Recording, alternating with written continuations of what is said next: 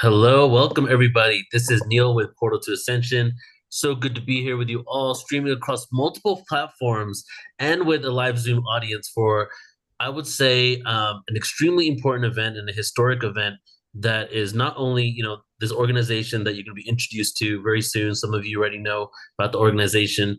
Not only have they been doing work before this, but this is amazing because this is a collaboration event with Portal to Ascension and the Alliance coming together to create this, and Scott Katamas from Awakening World, us coming together to do an event entitled Extraterrestrial Diplomacy and First Contact Conference.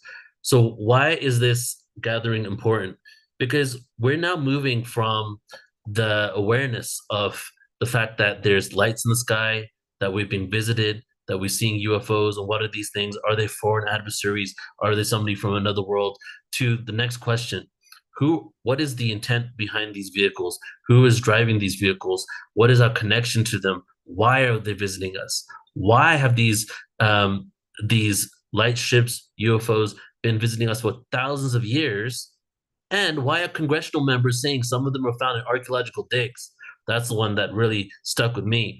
That they're saying they're finding UFOs through crashes, fully intact landed UFOs, and also through archaeological digs, implying that this is a phenomena that has been going on since time immemorable and could, if you ask me personally, also be connected to the seeding of humanity. So right now, we're in a huge transformational time. We always talk about that, Awakening World, Scott Thomas talks about it, Portal to Ascension does, that we're going through a huge transformation. That's why we exist. But it seems to be picking up momentum on a level that I always wanted to see, but I honestly didn't even know if it was going to happen, you know? And it's happening so much that a person like me who's not about dates really feels that within the next 5 to 10 years, we could be having open contact and interaction with different beings on an open mass level on Earth because it's happening already with our governments and different organizations. Why won't it happen with everybody?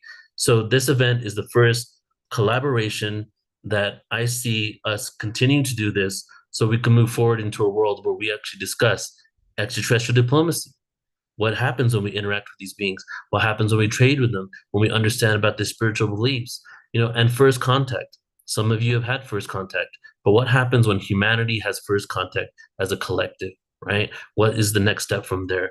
So that is what we're going to be discussing today. So I'm really honored to be here with two amazing individuals. And I'm first going to bring on Scott because Scott is, been doing this work for quite some time. We are live on multiple platforms that Scott is that broadcast on from the Awakening World. And I would just love you to take it over, Scott, and just tell us, introduce everybody to yourself and what you really feel about this event, whatever you want to share. Sure. Well, thank you. First of all, thank you for putting this together, both Sylvan, who's really been the champion of diplomatic relationship, and Neil through Portal to Ascension. I have such respect for both of you guys. And for anybody who doesn't know my background, way back in 1995, I was hired to be the supervising producer for all the UFO segments on a television show called The Paranormal Borderline. It was a primetime series on UPN. Jonathan Frakes from Star Trek was our host. And for 2 years, I produced amazing stories. I interviewed 8 former astronauts, 30 former military officials and pilots, did an amazing show about the children of Roswell who are now adults. So I've been in this field for a long time. In fact, I got Stephen Greer connected to Edgar Mitchell and to Gordon Cooper, who was alive at the time, and was helping Stephen when he was first getting started with his very important work. So I've been around this for a long time. And of course, everybody's been talking about government disclosure, government disclosure. When is there going to be government disclosure? Well, there's going to be government disclosure finally. It's basically the Vatican that was stopping it for all these years. And it was also the military contractors and the government wanting to keep its hands on the reverse engineered secrets. That was kind of the contractors and the military industrial complex way of keeping a hold on it. And then the Vatican did not want it to get out for obvious reasons. Good news. There's a really cool Pope. Pope Francis is a good guy. He's a really good guy. And he has agreed that he wants this information to get out, and he wants to use it as an opportunity to create universality of people, that people can still practice religion in whatever form they want, but that this is a chance to see us as one big human family. And right now, and we'll probably talk about it a lot today, right now in Washington, D.C., there are big congressional meetings going on to hopefully pass the legislation that will establish a 7-year timeline to get all the data out about what's really been going on for really since World War II. And it's interesting to note that there was this big increase in UFO activity right after the atomic bomb. It's as though when we dropped the bomb, the galactic family said, whoa, the Earthlings have reached that level of technology. We need to keep an eye on what's going on there. Of course, the most famous crash, the Roswell crash, what people don't always remember is that there was only one atomic bomb squadron in the world. It was the 509th Atomic Bomb Squadron stationed in Roswell, New Mexico. And so there was a lot of UFO activity monitoring what we were doing. Lightning hit one of the craft, it went down. We reverse engineered that, and that's probably why the United States won the space race and won the computer wars, because of our ability to reverse engineer those things. So we've seen that the military-industrial complex, the government, religions didn't want this information to get out there. But what has happened? The extraterrestrial, at least the loving ones, the Pleiadians, the ones that we want to have contact with for sure, they're contacting it through high vibration individuals. People like Neil and Sylvan and so many of the people that have been on my shows going back 30 years when I was doing it on television, and now, like Neil, been doing it online. It's been the high vibration beings that are living lives of peace, that are truly love oriented, that are having the contact, that are having the connection. And so it's interesting that it's not been a UFO landing on the lawn of the White House, but it's been our galactic family connecting to thousands of us, maybe millions of us, as we make ourselves available to receive their information, to receive their messages. And their messages are always the same: peace, love, high vibration, welcome to our galactic family. And Sylvan and his team, they're going to learn all about today, are doing the brilliant thing of actually establishing a way for us to have diplomatic connection. So it's our family, our global peace tribe, our portal to ascension brothers and sisters making contact, which is going to be, I think, the more likely way for this to go, because we are not in it for the money. We're not in it for religious persuasion. We're in it because we want to be part of the galactic family. So I want to welcome my Awakening World audience. Thank you, Omashar, for hosting. And I'll turn it back over to Neil and Sylvan. Thanks, Scott. Just wanted to welcome everybody to the annual conference. This is our second year of doing the conference. The Alliance actually was just started in 2020, and now figures nearly 2 million supporters from 25 different organizations that support our mandate. And what is our specific mandate of the Alliance? Well, it's pretty simple. Just like Scott was mentioning, it's about facilitating diplomatic contact. Now, to do that, there's some technicalities, because we have to deal with the protocols from the United Nations, like the Geneva Convention, and the rules around diplomatic missions, embassies, and so on. So you can see in my background here is the mock and architectural drawing and 3D elements of the actual embassy that we are proposing for the world's very first embassy. And this is our mandate, is to have this embassy built in extraterritorial land, which means it has to be given freely by a nation of the earth, some nation, of an official nation, for the construction of an embassy that will abide by the same rules as any other embassy on Earth. We already raised the funds needed to get this whole thing started, since the idea of this project has started in 1974. It's not a 2020 idea, so that's why it hasn't been raised in 3 years. It's been raised over donations to an organization called the International Raelian Movement in 1974 and 75, sorry, onwards up until today. And now the Alliance has taken up that project as well, in collaboration with them and 24 other organizations, and growing number of organizations, to bring that to the masses. Because just like Scott was saying, the objective here is the same as what our brothers and sisters from space are saying. Like, we need to be unified.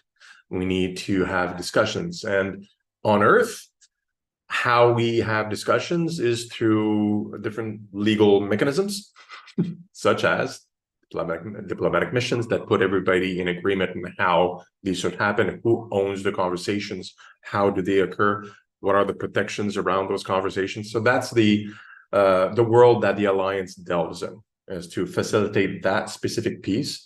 And organizations like Scott and Portal and many others are focusing on arguably perhaps the more important aspect of what we're trying to achieve, which is creating peace and love and unicity on the planet.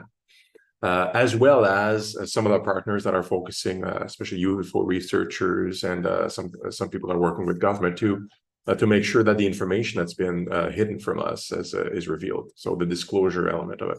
So we have these three components, a three-legged stool at the Alliance. Diplomatic contact with the official embassy, peace and love on the planet, and the disclosure.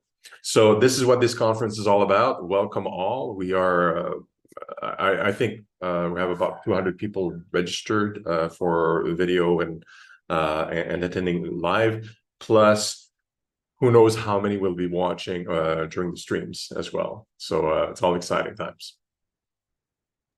Thank you, brother. I would love for you just to share a little more about diplomatic contact. What does that mean exactly? Well, our ET, or consciousness that are watching us, they don't really need a building, right? So they could probably project their ideas into everybody's mind simultaneously. It's not that. It's really about, think of it, that's why we call the conference a First Contact Conference. Think about Star Trek. I'm pretty sure most of us are familiar with the stories. In Star Trek, there is a concept of the Prime Directive and First Contact, the concepts inside those shows, where humanity is going out and sometimes encountering some primitive civilizations all over, and they have to be careful with first contact. That is, like, if the civilization is too primitive to truly understand the magnitude and be able to organize themselves without strife within the context of the first contact with a much more advanced civilization, it becomes a big problem. So the advanced civilization, the humans in that case, don't interfere yet, because it would just destroy the civilization. They'd fight with each other for the technology, for the knowledge, for territory, whatever it is. So we're in this situation, but we happen to be the primitives in this case, right? And us primitives have rules, and we have also atomic bombs that was mentioned. We have ways to destroy each other, and we tend to be aggressive with each other. So it's creating an embassy, and within the rules that all the nations agree upon, creates a safe environment for us to have that first contact with an advanced civilization. We are the primitives. So that's the concept and the importance of trying to latch on to existing human rules, so that we don't mess up with ourselves when the contact occurs. And the ETs that are watching us know this, so they're waiting for us to be ready until right. to make the actual contact. I'd like to speak to also, there's a very important delineation for us all to be aware of, and that is when events take place in group consensus reality and the events that are taking place for probably many of the people watching this show in their own individuated reality. And I think probably most of us have had some form of significant multidimensional experience. Sometimes it's a lucid dream, it might be a psychedelic experience. But we are experiencing on individual level increasing numbers of Kundalini activations and lucid dreams and experiences in connection with our galactic family, as well as other realms, other dimensions. There's that happening for us on an individual level, I believe, primarily to help us raise our consciousness. Mm-hmm. And then there are the big group consensus events, again, Roswell probably being the most famous. And I think what Sylvan and his team are doing is helping to lay the groundwork so that there's enough of us with the elevated consciousness able to come together to create a group consensus event. And of a first contact magnitude. Yeah. So it's more, Sylvan, if it was more like coming together as an Earth embassy rather than individual nations with conflicting agendas, coming up with a consensus of how we would interact with beings from the stars as humanity, as people of Earth. Yeah, I mean the Alliance is set up as a not-for-profit and as a network, right? Mm-hmm. So it's to welcome every ideas that want to welcome ET, right, in a peaceful way, and bring them all together. And this gives us a consensus power, a voice power with politicians, diplomats, all these people that care about numbers and votes and all this stuff. Yes, but also with the general population. If they see there's 10 million people supporting a project, 50 million people supporting a project, and it's got a good plan, solid visuals. It creates this tipping point within society where it's like, oh, I'm not the only one that is thinking this way. There's 50 million others. I'm going to add my voice to them, right? So this is just human nature. Like we just have to deal with who we are. So that's part of the strategy with the Alliance project. It's just like welcome everybody and create this idea of consensus together that we want to welcome ET. We want our governments and other organizations to kind of calm down and create a better world and so on. And we can change the world completely very quickly that way. Yeah, I feel that. So it's a movement, right? And everybody can join it. And so thank you so much for sharing, brother. I wanted to ask you more questions, just get deeper for those of you out there that aren't familiar with the Alliance and the work that they're doing.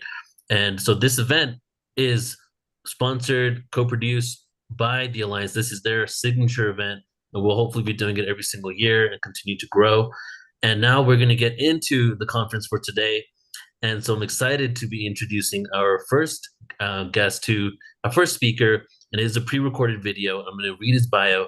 But just to tell you the first part of today, the flow for the first part is we're going to have Daniel, and do you pronounce his name Turcotte? Is that right, Sylvan? Daniel Turcotte is going to come on first. Then we have, and his presentations on ET Embassy progress update. So it's going to go deeper into the Alliance and their work and what's going on. Then we're going to have the amazing Adam Apollo, who's in the room right now, becoming a world citizen. And following him, we'll have Reuben Langdon, who has had series on Gaia and has done many conversations with ET, interdimensional beings. And we've had on PortalToAscension as well. He'll be talking about what is happening in Washington and disclosure on a personal level. So our first guest for today, first speaker coming up, is Daniel. And Daniel is in charge of strategic planning and execution at the Alliance for Extraterrestrial Diplomatic Contact. Daniel is also responsible for the Extraterrestrial Embassy Project with the International Raelian Movement for over 13 years, a project he has taken over since its initiation in 1975. He has spent much of his professional career in physiotherapy, being the founder of Kind Concept in Canada, which he sold a few years ago to dedicate his life to the mission of making open diplomatic contact with an extraterrestrial civilization. Daniel is also the first space peace ambassador for the World Peace Tracks organization. So everybody, let's go ahead and welcome Daniel. I'm going to play his video here. And Scott and Sylvain, if you want to switch your videos off so people can see full screen.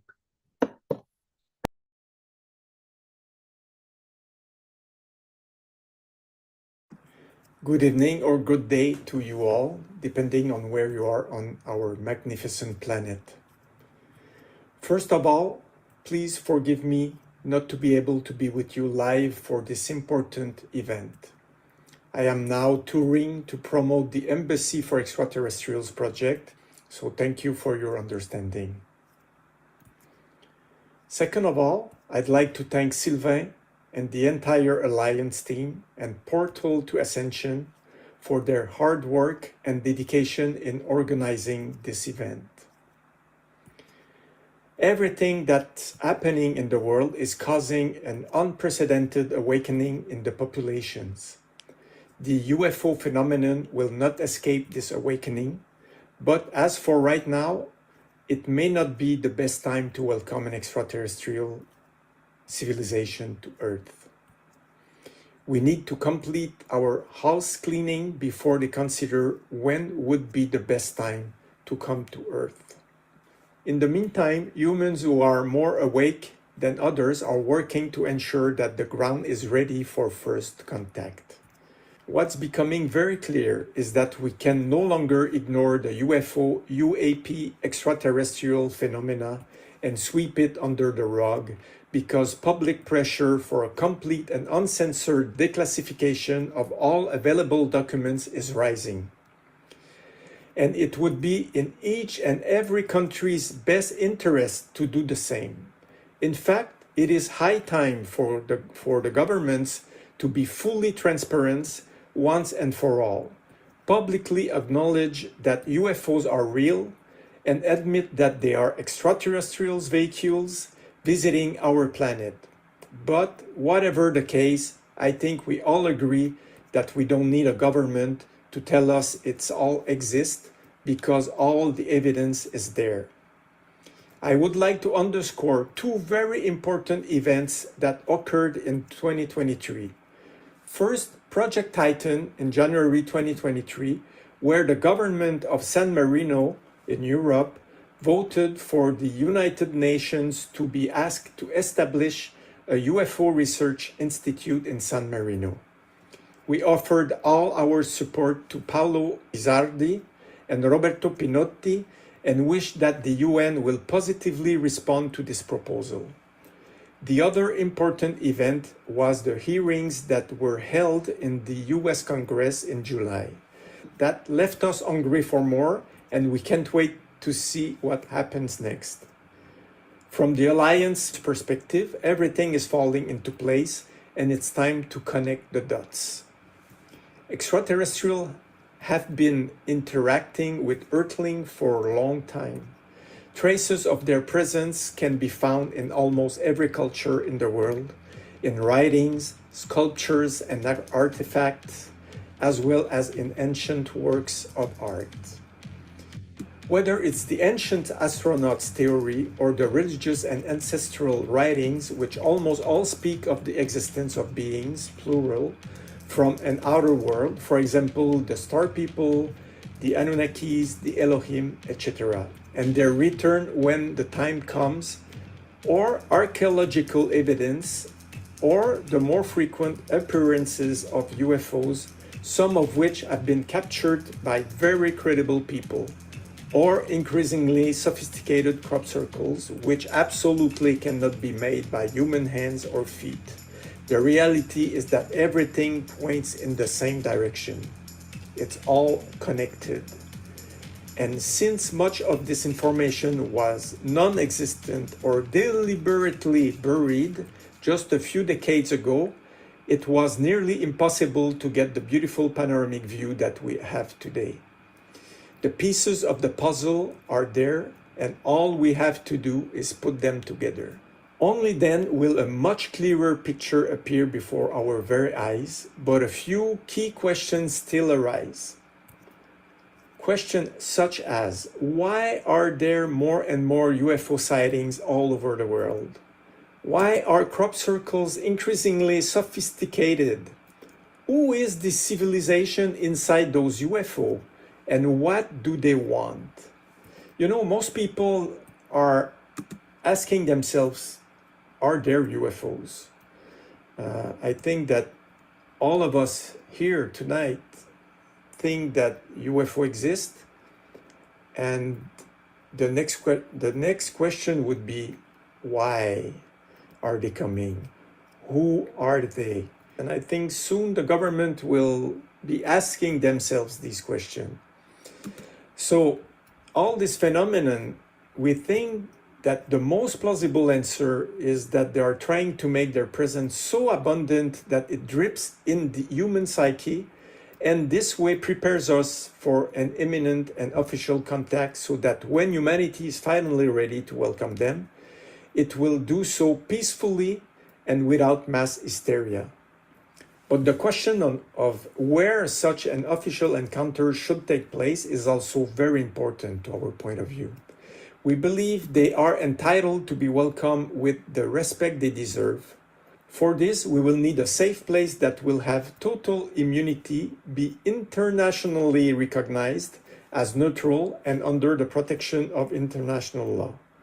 This is why an embassy must be built to officially welcome this civilization on Earth, and only then will we benefit from their extraordinary wisdom.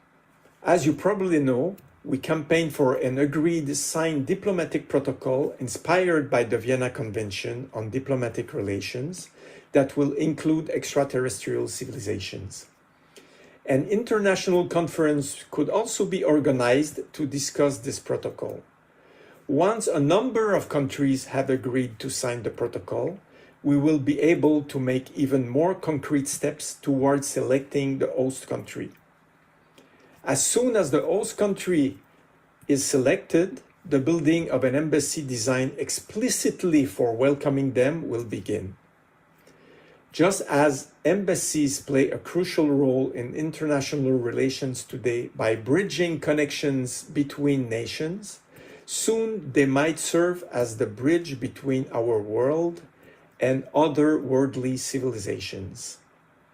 Extraterrestrials, as many believe, won't simply make an official entrance to Earth without an invitation. And there are specific prerequisites before their visit can even be feasible. Allow me to present you with an excerpt from a talk given by John Levi, an international lawyer who is advising us on the legal aspect of the project, who gives us his vision of things. Extraterrestrials and the law. Space-centric, not Earth-centric. This little talk is going to delve into the legalities of what laws, if any, should apply to extraterrestrials, and why the implementation of a legal protection regime for extraterrestrials is a prerequisite before any productive and public contact may occur with extraterrestrials. The assumption we make is that extraterrestrials, being advanced beings, also have a profound respect and appreciate the necessity of a legal regime, and that such a legal regime absolutely must be in place before the official contacts with extraterrestrials may be opened up. Now, the United Nations has for decades been working on treaties regarding space. The rescue of astronauts, liability for falling space objects, satellites, and even the moon are the subject of UN treaties. Now, it remains to be seen if the UN will be the final arbiter of space law. Likely future ET visitors would know the Earth quite well. They will know our culture and laws. This is because our TV and radio broadcasts are available to them, and even remote viewing technology of some sort that's currently unknown to us.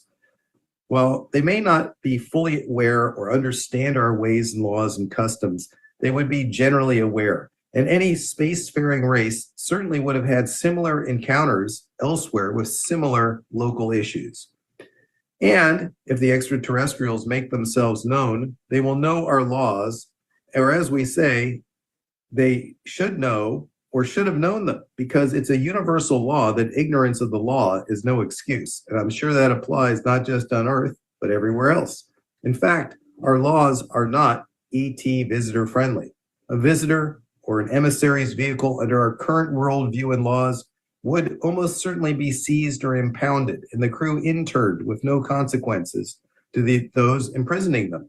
In fact, there's a 100% chance this would happen, given a lack of protocol and the natural human state of paranoia, which will surround the event.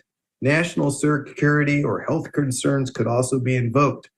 In some countries, our extraterrestrial visitors would be held for ransom, held as hostages, sold to the highest bidder, or even tortured to reveal technological secrets. This has to change before there's any contact or diplomacy with extraterrestrials. Therefore, it is likely we will have no official visitors until their legal status is recognized. You can't put the cart before the horse. Assuming extraterrestrials have not done due diligence on the Earth is ludicrous. Therefore, what can we do to welcome and attract visitors from outer space? The answer is there's plenty we can do to create an ET-friendly legal environment. First of all, the country that shows the most open-minded and laissez-faire attitude toward ETs as reflected in its legal system or code will most likely be the country that is visited first and will be the country that will really benefit from first contact. Imagine the benefits that would flow to the country that makes first contact. The economic value alone would be in the trillions and trillions of dollars. But how does a country reach that point? My colleagues at the International Raelian Movement, for example, have had a great idea. Why not extend the Vienna Convention on Diplomatic Relations to ETs? Now, I can't take credit for this idea, but it's a genius stroke. If a subset of ETs are considered diplomats, and therefore inviolate and immune from our laws, we don't need to worry about that issue of personhood. Clearly, a non-human or even a robot can be a diplomat and therefore possess diplomatic immunity. Once diplomatic immunity is granted, we can extend extraterritoriality and immunity to their spaceships and embassies. The initial problem is solved using an existing treaty. And I'll leave the details to others, but an optional protocol of this type gets the ball rolling with just the approval of a single country, just one country. And from there on, it could be a relative breeze. The country that offered a spaceport for extraterrestrial emissaries and trade would likely become the cultural and commercial capital of the world. So valuable would benefits derived from outer space be. A Venice of the 21st century. Venice and Genoa became great mercantile powers of the past because they had the foresight to adjust their laws and policies in that direction. I guarantee the country that has the first functioning commercial spaceport with a free zone will also have extraterrestrial visitors before long and will become the modern space Venice of the 21st century and beyond. To me, John's point of view is very interesting and gives food for thought. On another note, I recently conducted a poll among my valued LinkedIn contacts posing the question, what would be the paramount condition for facilitating the arrival of an extraterrestrial civilization on Earth? The results were enlightening, to say the least. 35% felt that achieving world peace was paramount. 3% underscored the importance of a structured diplomatic framework. 10% emphasized the construction of a dedicated embassy. And interestingly, a whopping 52% responded with all of the above. Clearly, more than half of those surveyed felt that the combination of global peace, formal diplomatic setup, and established embassy were essential to welcoming an extraterrestrial civilization to our planet. They are obviously neither a threat nor a national security concern, except if you are part of the military-industrial complex. With the technologies the extraterrestrials showed so far, we would already be destroyed if they were ill-intentioned or malicious. In conclusion, to get to welcome an extraterrestrial civilization, we need to continue our diplomatic efforts.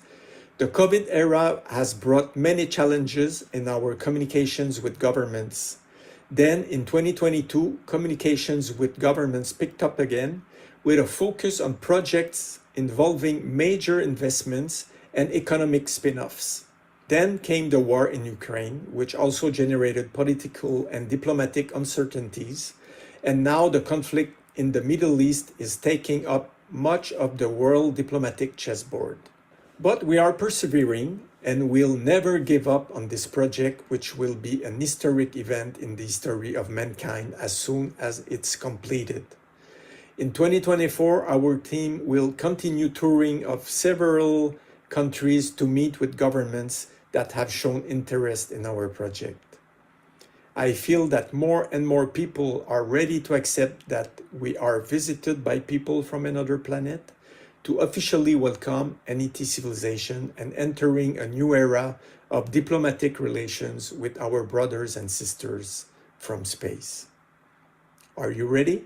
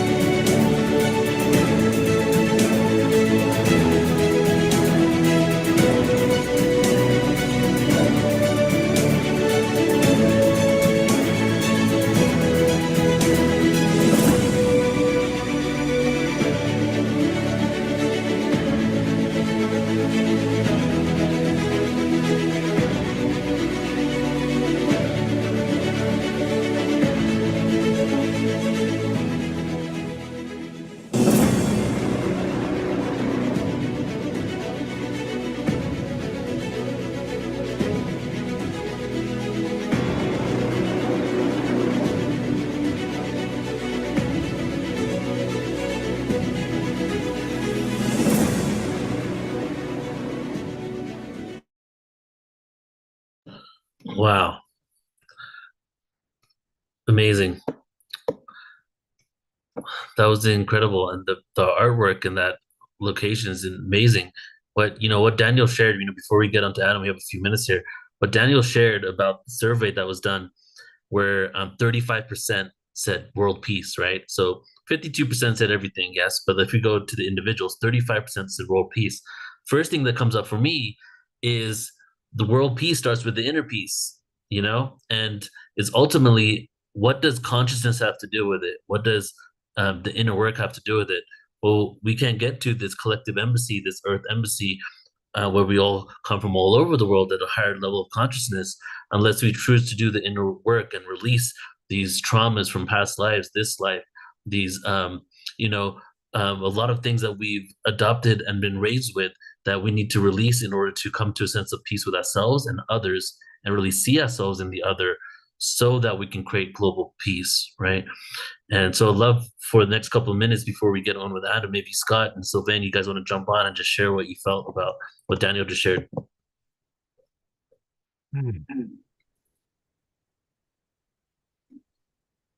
Well, I think it's beautiful to see how people from all over the world are looking at this. And I really enjoyed what he talked about, the historical reference to Venice and Genoa. I thought that was like a really insightful way of thinking about it, because it's true. You know, it's obviously the world, if you take a look at world history, like the power centers change. It's Rome, it's Greece, it's Washington, D.C.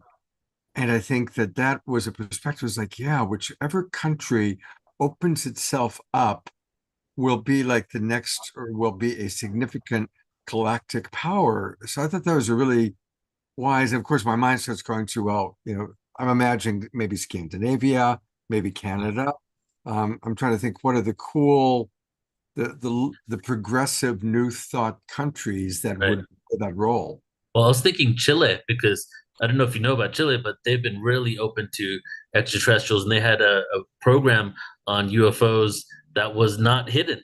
The public knew about it ever since the 90s. So could be a country like that as well, where, and in many South American countries, many of the people, even if they're Catholic, just accept the fact that they're beings from the stars.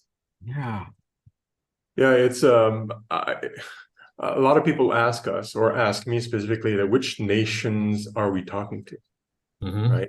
Which ones? Because Danielle specifically is the front person talking with government officials about this project, and he's not telling me. Unfortunately, I don't even know. Like, he's keeping it extremely close to. There's NDAs in place. It's really not because he wants to keep it private. That's because he has to. The nations that are discussing it want to release information of their involvement in discussing it on their own terms. It is political. It's still, you know, kind of a hot topic from a political perspective. However, I've received some hints along the way in discussions. Pretty sure it won't be a cold country. Which country? It won't be a cold country. And this is just based on hints, so it's like, you know, I may be completely off track, but so Scandinavia, which even though I agree with Scott, is, you know, tends to be extremely progressive, open to new ideas and stuff.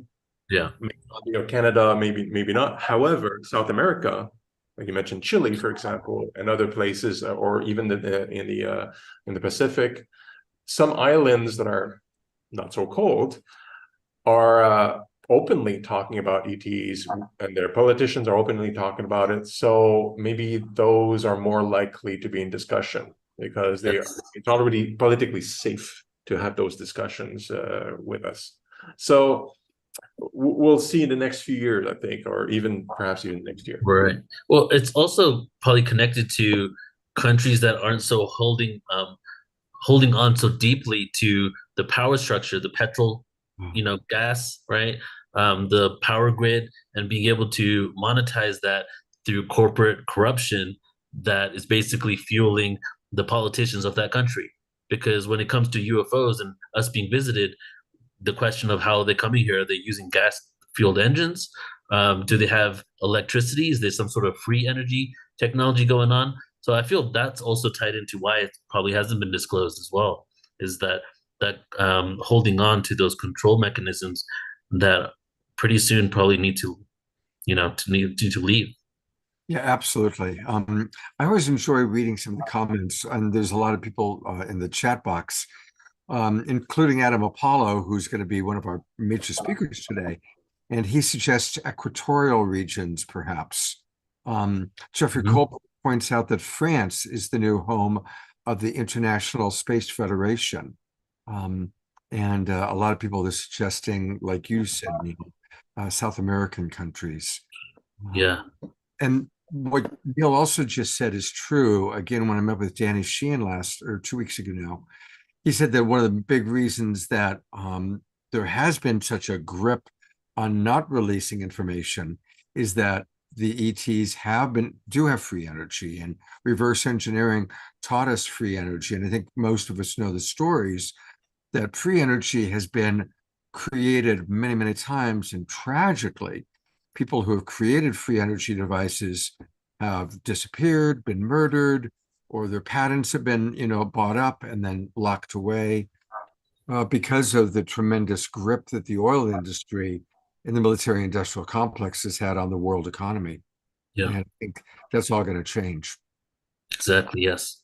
And the perfect segue to our next presenter, Adam Apollo, because this is what we're talking about, becoming a world citizen. What happens when we move from the identity of our local city to our county to our country to the fact that we're all citizens of this planet Earth? And that's what the next presenter is going to be presenting with us, Adam Apollo.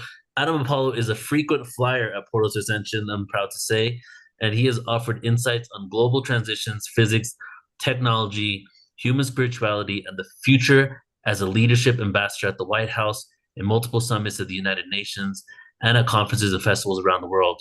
After having a vision of the universe as a fractal hologram at the age of 15, he extensively studied a wide variety of branches in theoretical astrophysics, completing major research papers on the potential interface between consciousness and the physics of space-time by the time he graduated high school. He's the founder of the Unified Movement and several educational technology-based companies and organizations, as well as a faculty member and the lead systems architect for several international online academies, including the Resonance Academy for Unified Physics from Nassim Haramein, the Guardian Alliance Academy, which is his own academy for self-mastery, where I believe he also teaches Jedi training, and the Visionary Arts Academy. He currently has over 6,000 active students of all ages from around the world, and he's dedicated to achieving a sustainable and thriving interplanetary culture. So let's bring Adam on. Good to see you, brother. Hey, thanks, Neil. That bio is a little bit old, man. That's we gotta the update it. Resonance Academy alone has like 150,000 students in it. Okay, yes. I think, was that the email that you just sent me about that too? It's all right. It's All okay. right, I'll update it next time. Thank you. I See you, appreciate brother. it. It's a great intro. And you guys just, essentially put the T-ball right on the stick for me to hit it, because I'm going to essentially dive into what I like to call the world game, and how we actually can become a galactic civilization, and what kind of issues do we need to address in the process of moving from where we are right now as our country structures and our technological structures to a planetary culture, and essentially then to an interstellar culture. So I really appreciate you all having me here tonight. I'm really honored. I support deeply this mission of building an embassy on this planet for off-world entities, extraterrestrial beings from around the galaxy. It's extraordinarily important for us to establish diplomatic relationships and contact beyond the individual contacts that so many of us, I'm sure many of those even watching this event, have had. It's time to make this real and official and scientific and important. And I'm going to lay a little bit of groundwork throughout my talk and presentation in order to help facilitate people understanding what it's going to take and what it may look like to make these kinds of planetary transitions. So if there's no further intro or questions, I'll go ahead and jump in, and I'll be presenting some slides. Perfect.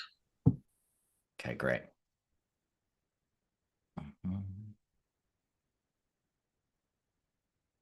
So what is this world game that it takes for us to play to become this galactic civilization?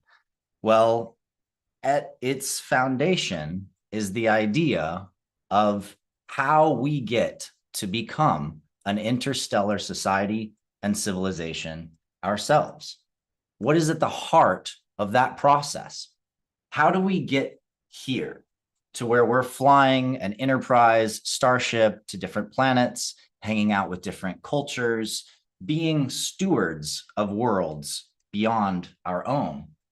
But most importantly, how do we manage and transform our own planet, bringing back a level of sustainability and regenerative culture that allows our cities to become green, our lands to thrive, and our children to grow up in a beautiful and healthy planet for generations to come. We're faced with this kind of crazy challenge when we get into the roots of the energy and the transportation industries. We've been essentially using the same engine for the last 400 years. The latest update to this engine was in 1954, known as the Wankel engine. So with all of our amazing technological progress across almost every field, why is it that we have not evolved this most fundamental piece of technology that's literally still driving all of our cars? What happened? Well, one of the lenses that we can look at is the sort of technological process of control that happened around the time of Nikola Tesla.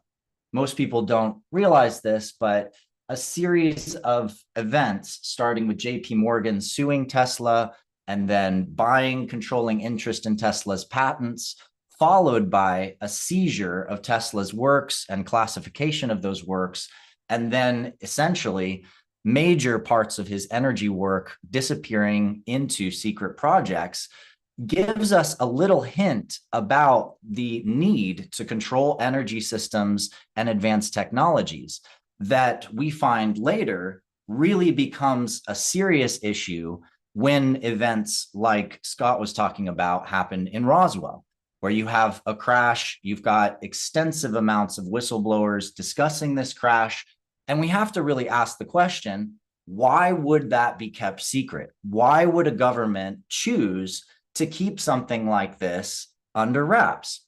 Well, right around this time, and Roswell was 1947, in 1938, there was a radio broadcast called War of the Worlds. Many of you might be familiar with movies created from this. And that War of the Worlds broadcast caused a mass panic across the nation. Everyone who heard the broadcast thought that there were extraterrestrials coming down. There was panic. It ended up in the news. There was entire towns that thought they needed to flee and escape. And we can see in this mass reaction that occurs the sort of intensity that the military industrial complex and essentially all of the different groups working on advanced technologies for national security might think, if this knowledge is out there, we're going to create mass panic. And you also have us, of course, rolling right into World War II and lots of secret war technology being built by the Nazis, and this Cold War sort of interest developing right off the bat to protect technology. But of course, the story goes even further back than that. You have economic interests going back to World War I and World War II. The amount of profit that these wars have created is a foundational lens for understanding one of the major reasons why technological control of the planet has been so prominent. And of course, if we look at the average household income, the sort of split in economics between the top 1% and every percentage below that, it's absolutely astounding to see how much that income gap has grown more and more and more through this technological control established over the 1900s. If we look at oil and gas revenue and profit in 2022, the global oil and gas industry earned record income of more than 4 trillion US dollars. PetroChina earns over $11,000 per second. Oil and gas invested only 4% of their money into clean energy technologies. And that is ridiculous because there are so many incredible technologies being developed all over the planet that are clean, are efficient, and have the capacity to change the world in drastic ways. But as Neil pointed out, many of those technologies have been closed down, the patents purchased, individuals have disappeared. In some cases, we know that certain individuals were killed or have died. And this really points to the intensity of the heart of the issue we're facing in creating a massive change of the guard in how we steward our planet. From different water technologies to advanced solar systems, and all the way through to really advanced energy systems and research. There are many different routes that are in play right now, and advanced technological work being done to open up the field and free the energy for the people around the world. And this fundamentally changes the power dynamics here on planet Earth. After all, what happens when energy is free? What happens when you can desalinate water in any village or location in any place on the planet? What happens when you no longer need electrical lines for transmission? Every house can sustain its own electricity. Every building can sustain its own electricity. And you have the ability to create resources, objects, and channel energy, essentially solving so many of the major world crises overnight. And of course, the funny thing about all of this is that energy is already free. We already know, even back in the time of the 80s when the vacuum catastrophe was a big topic at hand, that the fundamental field of space-time is full of energy and that there are no actual closed systems in the universe. When we start to really get into the physics of the structure of space, and I'm not going to go down that road in this talk, but I do in many of my other presentations, we start to be able to understand that by getting in touch with the nature of the structure of space-time itself, we can unlock some specific technologies, not just energy, but two others that, as a trifecta, could form the greatest change we've ever seen happen on Earth in the quickest time imaginable. The two other technologies are quantum replication and superluminal travel. Quantum replication is essentially the idea you see in Star Trek. You want a cup of coffee, you simply type in a little program, and it assembles the atoms and the molecules to create that cup of coffee right in front of you. Now, suddenly you can replicate gold, silver, metals, objects, diamonds.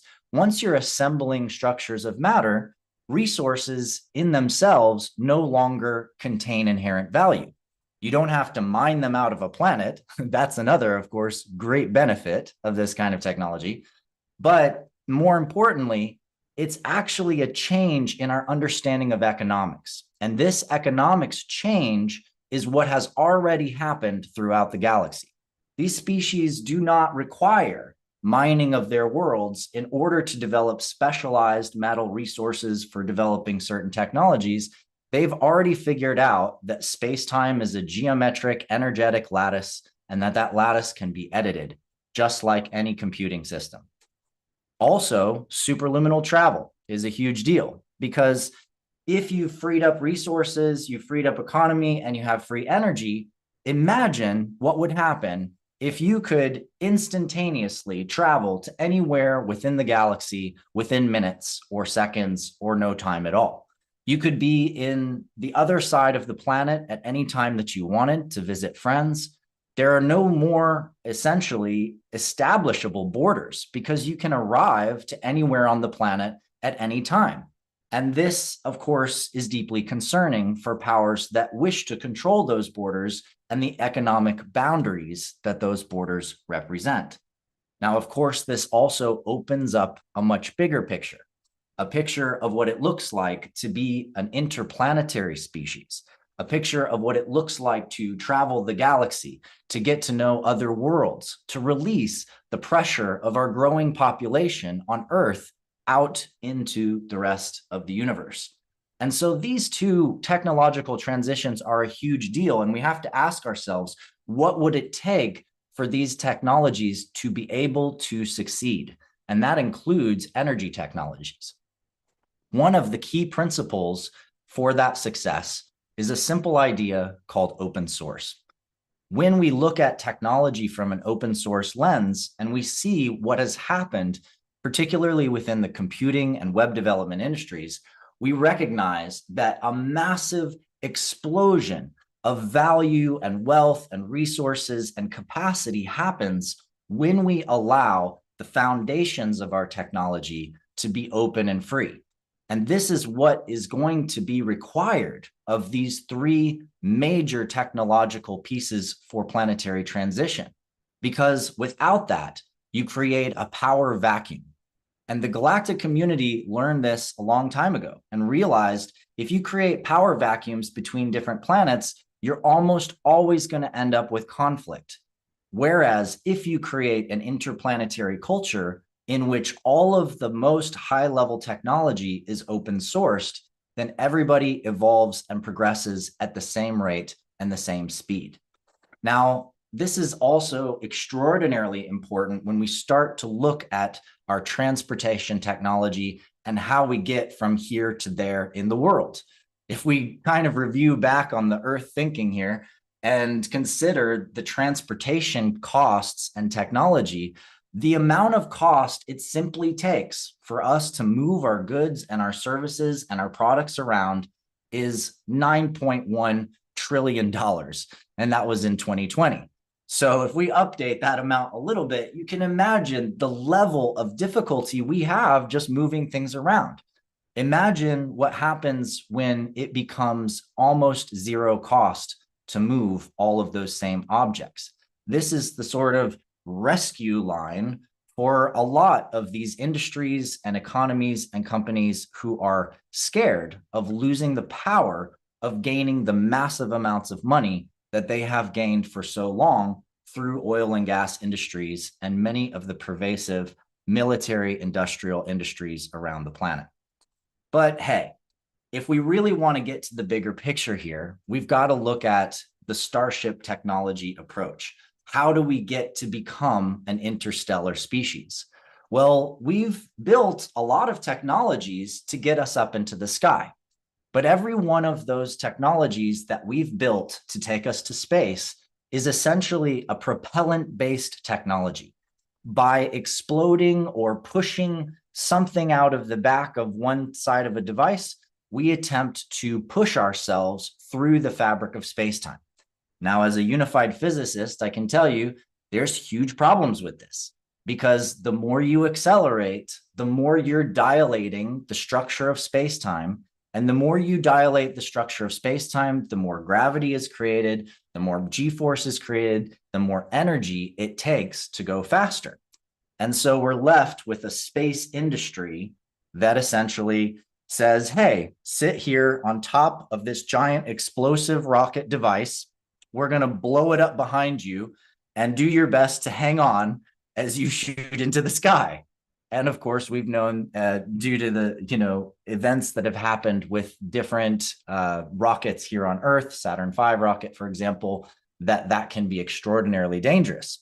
And in any case, at the best level of technology that we have using this mechanism, if we wanted to get to Alpha Centauri, which is the closest nearby star, it's going to take us about 18,000 years. So this is obviously not a good solution. And the reason it's not a good solution is because that craft is literally pushing against the structure of space.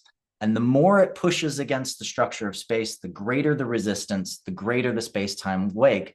And this is why you end up with people and mainstream physicists who say, we'll never make it to another planet, and no species has made it to other planets, because when we accelerate, we create this huge problem. But they're not asking the right question. The right question is, what would it look like to travel without propulsion in this way, or without acceleration?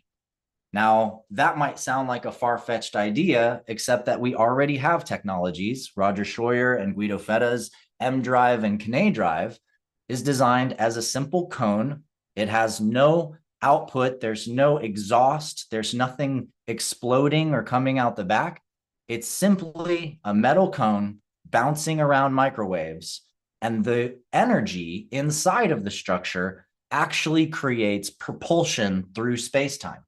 This is because as the light bounces inside of the cone, the structure of space itself is responsive to those light waves bouncing, and that creates a force pressure that drives the movement of the object.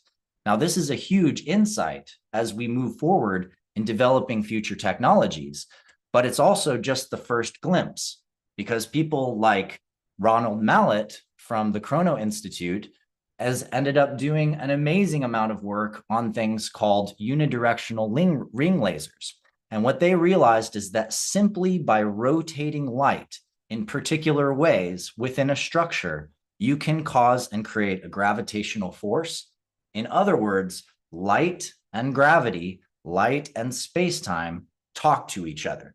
And from a unified physics lens, what we would just say is that the structure of space is made of light, and that if you move light inside of that structure in a particular way, you have the capacity to control the flow and the development of that light. Now in NASA, we've got guys working on things like the IXS Enterprise, which has come out of Harold White's work. And it's looking at how do we warp space-time? How do we contract space in front of us and expand space behind us in order to achieve things like warp drive? And there are also some problems with things like that, in that, you know, the idea of contracting a huge amount of space going out into the distance in front of you and expanding space behind you requires a huge amount of energy and an insane amount of pressure that would be created in the space-time structure itself. But there are better solutions, and I do talks that present many of these other solutions. Some of them are on Portal to Ascension with Neil, and you're welcome to explore some of my work in that area. In simple form, one of the things that I've designed is a ring system, which essentially can isolate the space-time structure within the craft, separating it from the outside space-time around the craft, and then this can be used as a fundamental mechanism for the craft to essentially loosen its hold on the surrounding space-time fabric and be able to jump. So let's look a little bit at what it would take to build a superluminal spacecraft to actually travel to the stars. Well, we talked a lot about energy, and of course, energy is one of the first major keys to doing this right. And there are many people working on different kinds of energy systems. This is my friend Nassim, who has been building a resonator, is one particular energetic approach, but there are many others, as I discussed and presented earlier. The second major piece of a Starship system is life support, being able to bring the right kind of resources, devices, and to be able to construct things to repair that ship on extraordinarily long journeys. Now, what we've come to understand when I talked about replication is that the structure of space is geometric. And that means it may respond to things like cymatics, to molecular sculpting using laser light. And in fact, we're already doing some of this technology through Excimer Laser LIGA. We're literally building gemstones and minerals one molecule at a time, using light itself to do it. So we're not that far from some of these things that I'm talking about. And the really big one, of course, is the gravity drive. And in my theoretical model, essentially you use a laser interference cavity with an upper ring and a lower ring. And by counter-rotating those rings, you create a structure in which the light interferes with and interacts with the geometry of the structure of space itself, creating a gravitational envelope around the craft, and thus allowing the craft to move through space-time without having any pressure from the force of acceleration. In other words, no G-force, as we generally call it. Now, if you want to get across the galaxy, you also got to have an atlas. And there's problems with that too, because stars age. And although every single star has its very specific stellar spectra, we have to deal with the fact that most of the stars we're looking at are already many, many, many years old. They're, 1,000 light years away means we're looking back 1,000 years in time at the star by the time its light reaches us. And so we need something that's more consistent than the aging of normal stars to travel the galaxy. And fortunately, due to the work of people like Paul LaViolette, who's a doctor, he wrote a book called Decoding the Message of the Pulsars and revealed a particular solution to this in which pulsars could be used as navigation beacons. And it turns out that there is a perfect distribution of pulsars all around the galaxy already. It's almost like there were a series of lighthouses put there for the purpose of superluminal travel across the galaxy. Now, in order to do something like that, you're basically just going to triangulate through the frequency and the energy of 3 different pulsars in a distant location. And through that triangulation, you can find the exact energetic energies of that location, translate it to the system that's communicating light waves to space-time, and the object will jump to that location. Now, that's a very brief way to describe what's happening. And again, I won't get into that in too much detail because there's some more important things to discuss here today before I wrap up. And it's not necessarily all the physics of space-time travel. So the fifth big piece that we want to talk about is communications. We have this amazing technology already working where we are quantum teleporting data and information between the Earth and satellites in different kinds of ways.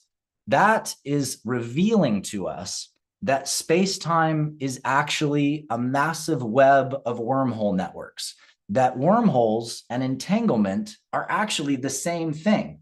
And a lot of the leading mainstream physicists right now are getting behind this idea. There is so much more to this because when we get down to our own experience, we start to see the physics that describe that everything that we're experiencing in reality is due to these entanglements between the protons in our body and the protons outside of us. We're in this very direct relationship with the structure of space all around us. And that is super profound because it starts to open up many different ideas about how information can transfer instantaneously between us and people we care about. Most of us know that term as telepathy. And interestingly, it's been proven over and over and over again, whether by Princeton Engineering Anomalies Research Group or by any of you out there who are mothers and who have kids and have had the direct experience of the child being outside or being in another room and they hurt themselves and you feel it before you hear anything. You know that it's happening. And so we know and we have experiential proof that we are telepathic beings and that we are in these connections with each other. This starts to open up a little bit of a different world. This is the world where many of us have learned to develop the ability to communicate with extraterrestrial beings on other planets. Why would we use telepathy to do it, though? Why wouldn't we just pick up a phone or send a radio wave to talk to them? The answer is that in order for a radio wave to reach a star system that's 400 and something light years away, like the Pleiades, for example, it's going to take 400 years to send the message there and 400 years to send the message back. So we need a faster communication system.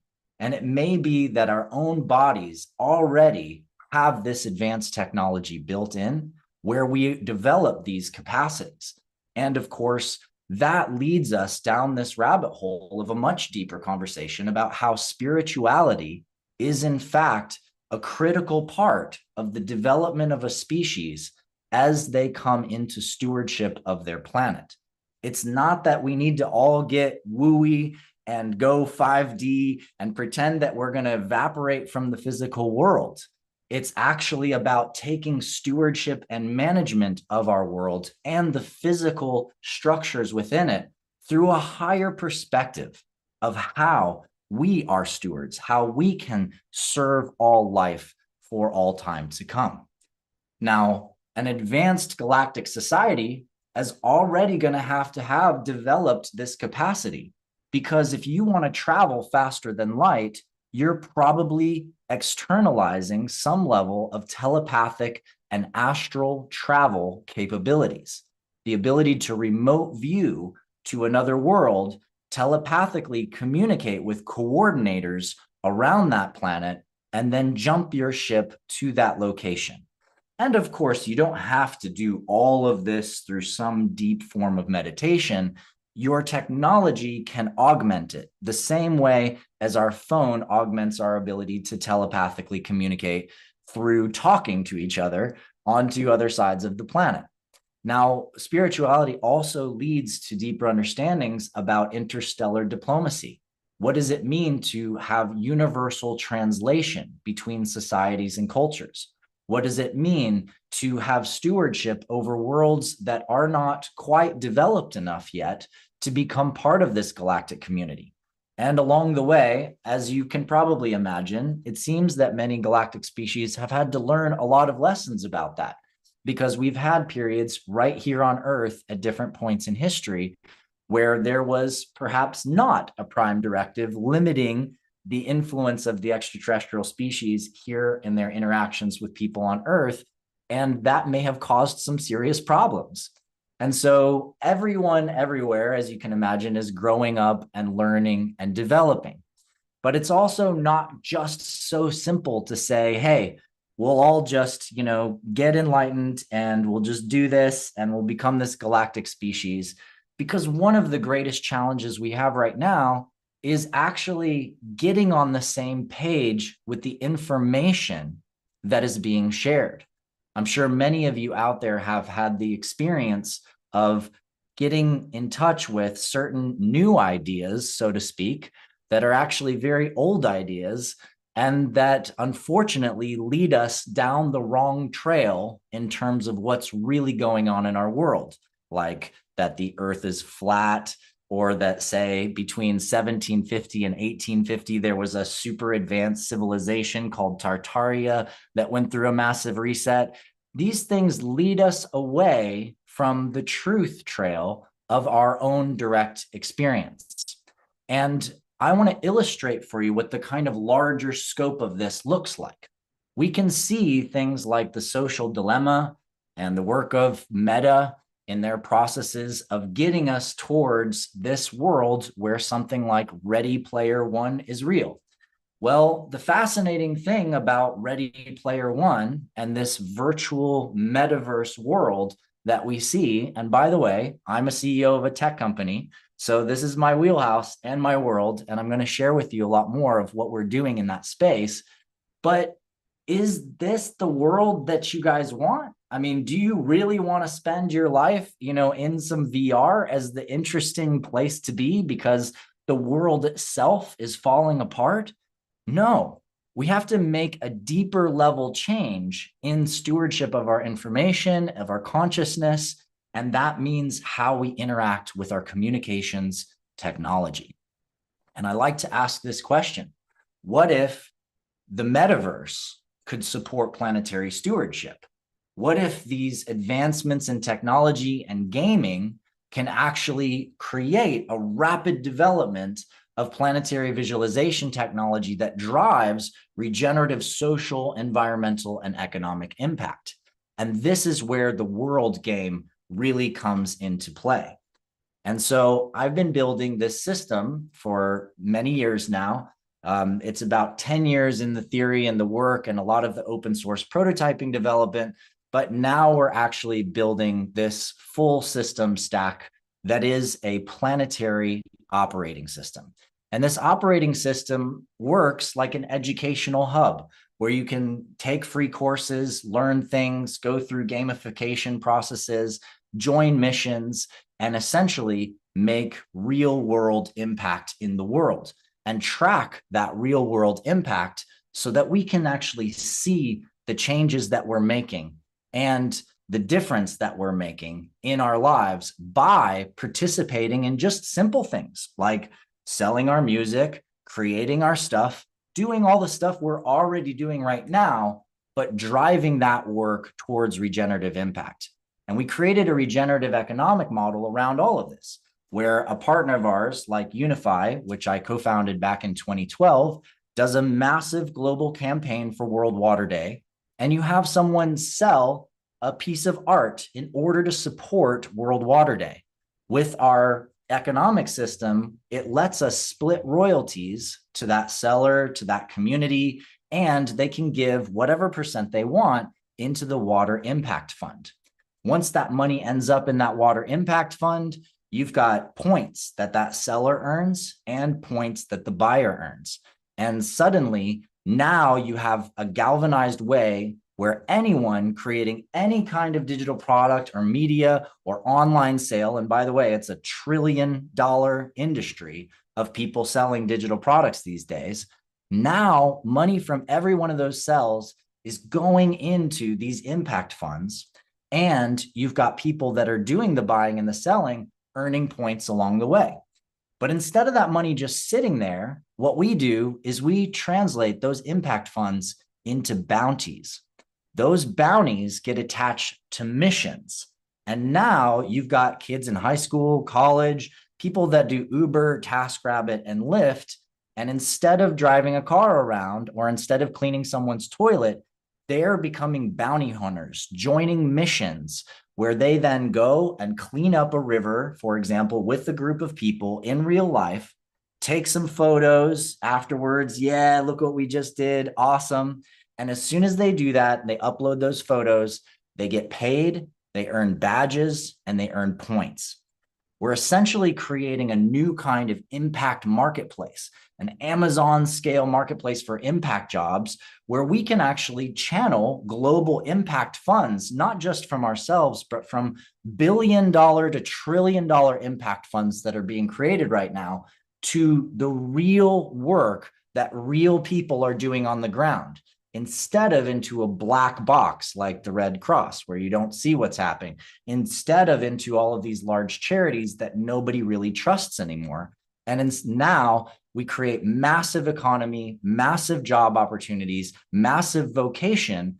And what we're actually doing, by the way, is basically building Starfleet.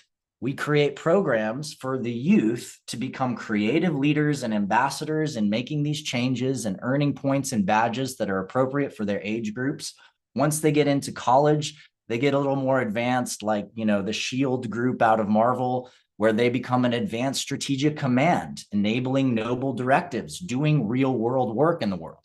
And then as they become older and join, you know, people that are my age, they become part of a league, of a sophisticated network of business and project leaders, earning points and gaining credibility and gaining recognition and building their responsibility by building their networks with each other. And essentially, we just change the entire social game overnight. We say, look, who cares how many followers you have? What I actually care about is how many trees you've planted, how many photovoltaic systems have been installed or rivers have been cleaned up, maybe not even because you went and did it, but because you created and you gave to that. And in that way, we can support the kids that are into the gaming and the metaverses. One of our partners has 5 people from Marvel on their team. And they're saying, well, what would happen if we incentivized kids to clean up rivers or beaches by, if they do, let's say, 10 beach cleanups, they can earn an Aquaman style suit for their virtual avatar. Perhaps they'll even learn real physical skills. They'll develop real world products and projects. And now you're incentivizing the youth and the kids to move far beyond this sort of I'm in my computer game world into I'm in the real world and I am a planetary steward, shifting this whole dopamine hit game of how cool am I to a new level of mission metrics that say, actually, how much change am I making? How much of a leader am I? How much of a planetary steward can I be? Can I be a superhero for the future of the world? Can I make impact? And when I mention river cleanups and beach cleanups, these are just two different kinds of projects, all in the water sector. But we have projects in land and air and fire and life, projects in communications and education, health and food, justice and principles. We're interested in whole sector change, changing the way that we actually approach planetary stewardship at the most fundamental levels, where we start to see that all systems are interconnected, that everything that we do makes a difference and makes an impact. And I believe it's very possible that we can take a very small amount of the networks that we already have. Unify, for example, reaches 100 million people per month. If we take 8 million of those people, turn that into revenue where those people are earning money from each other and buying and selling goods online, and they're donating to impact, we can very quickly turn that into millions of paid days of impact, where people are actually making a really good living and a really good income by being planetary stewards, by joining this sort of distributed Starfleet And of course, the technology is just going to get better. Right now, we're stuck in these screens, but everything that we're building is towards where I just put on a pair of glasses. There is no blue background in this screen, and I can just pull up my dashboards. I can see my communication systems. I can search and sort based on groups of people that I'm interacting with. I can collect different ideas and different knowledge very quickly. I can create different kinds of digital media products, courses, music, videos, etc. And of course, I can travel around and get to know other people's work, as those people are actually star systems with planets of content around them and all different kinds of data. And so this is a very big project I've been working on for a long time. And what we believe is that it's possible right now to disrupt this entire social industry game that's throttling people, stealing from them, essentially using them as data control, and develop instead a sort of planetary dashboard that we're all a part of, that we're connected around, where we're in a different kind of game, a game that's actually about restoring our world, a game that's actually about harmonizing and balancing the biospheres of our planet, a game that's about getting to know who we truly are, and maybe the worlds that we came from before we came here. And how can we get to know with lucidity and clarity the truth about who we are, the truth about our history, by leveraging trust, by leveraging an ability to sort through false information and actually get right down to the heart of what is true and what is good and what is real. And I believe through that pathway, we can become an amazing galactic culture. We can see Star Trek's, academies become real. We can have flying cars to travel to other worlds. We can go out into the atmosphere and really see our beautiful spherical planet, each of us individually, not for just the first time, but for the first of many, many times. And we can go to other worlds and meet other species and other cultures and learn from those cultures. How did they learn to master their planet? How did they learn to change the structure of their entire planet to be supportive of life for all the generations to come? Can we become humble again and learn that we're not the smartest people out there? We're not the lead species that gets everything while everything else is animals. That in fact, maybe we're beginners. We're like teenagers in the galactic family. So I invite you to come and explore our project. It's called CoreNexus. You're free to go to CoreNexus.is or take a picture of the QR code on your screen if that's available to you. And really appreciate your time and for letting me have this presentation.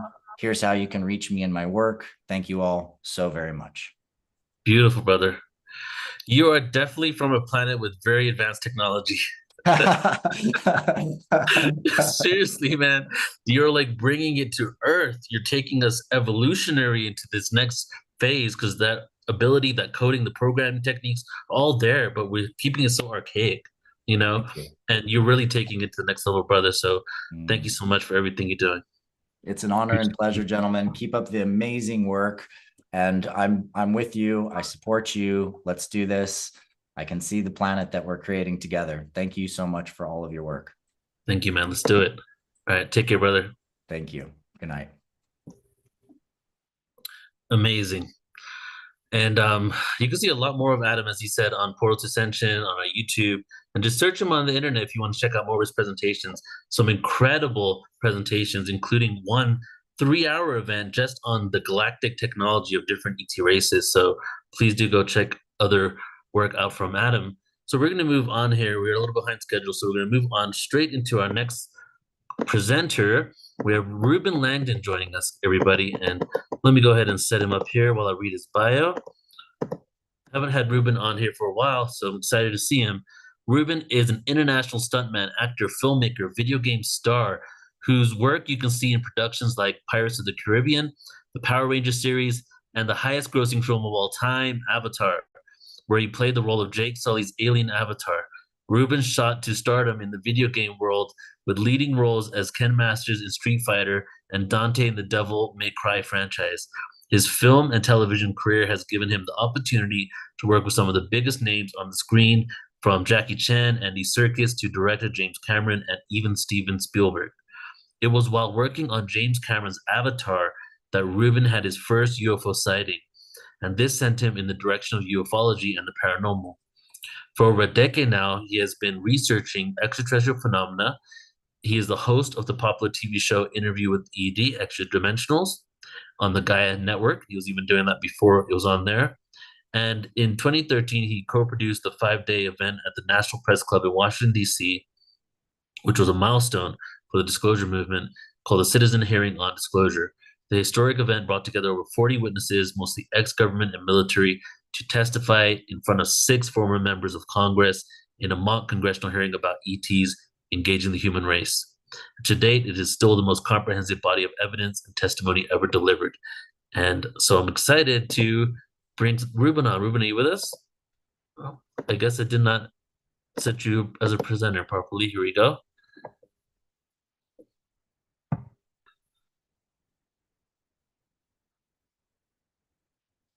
And Tanny says there's a great interview with Ruben and ED, so check that out.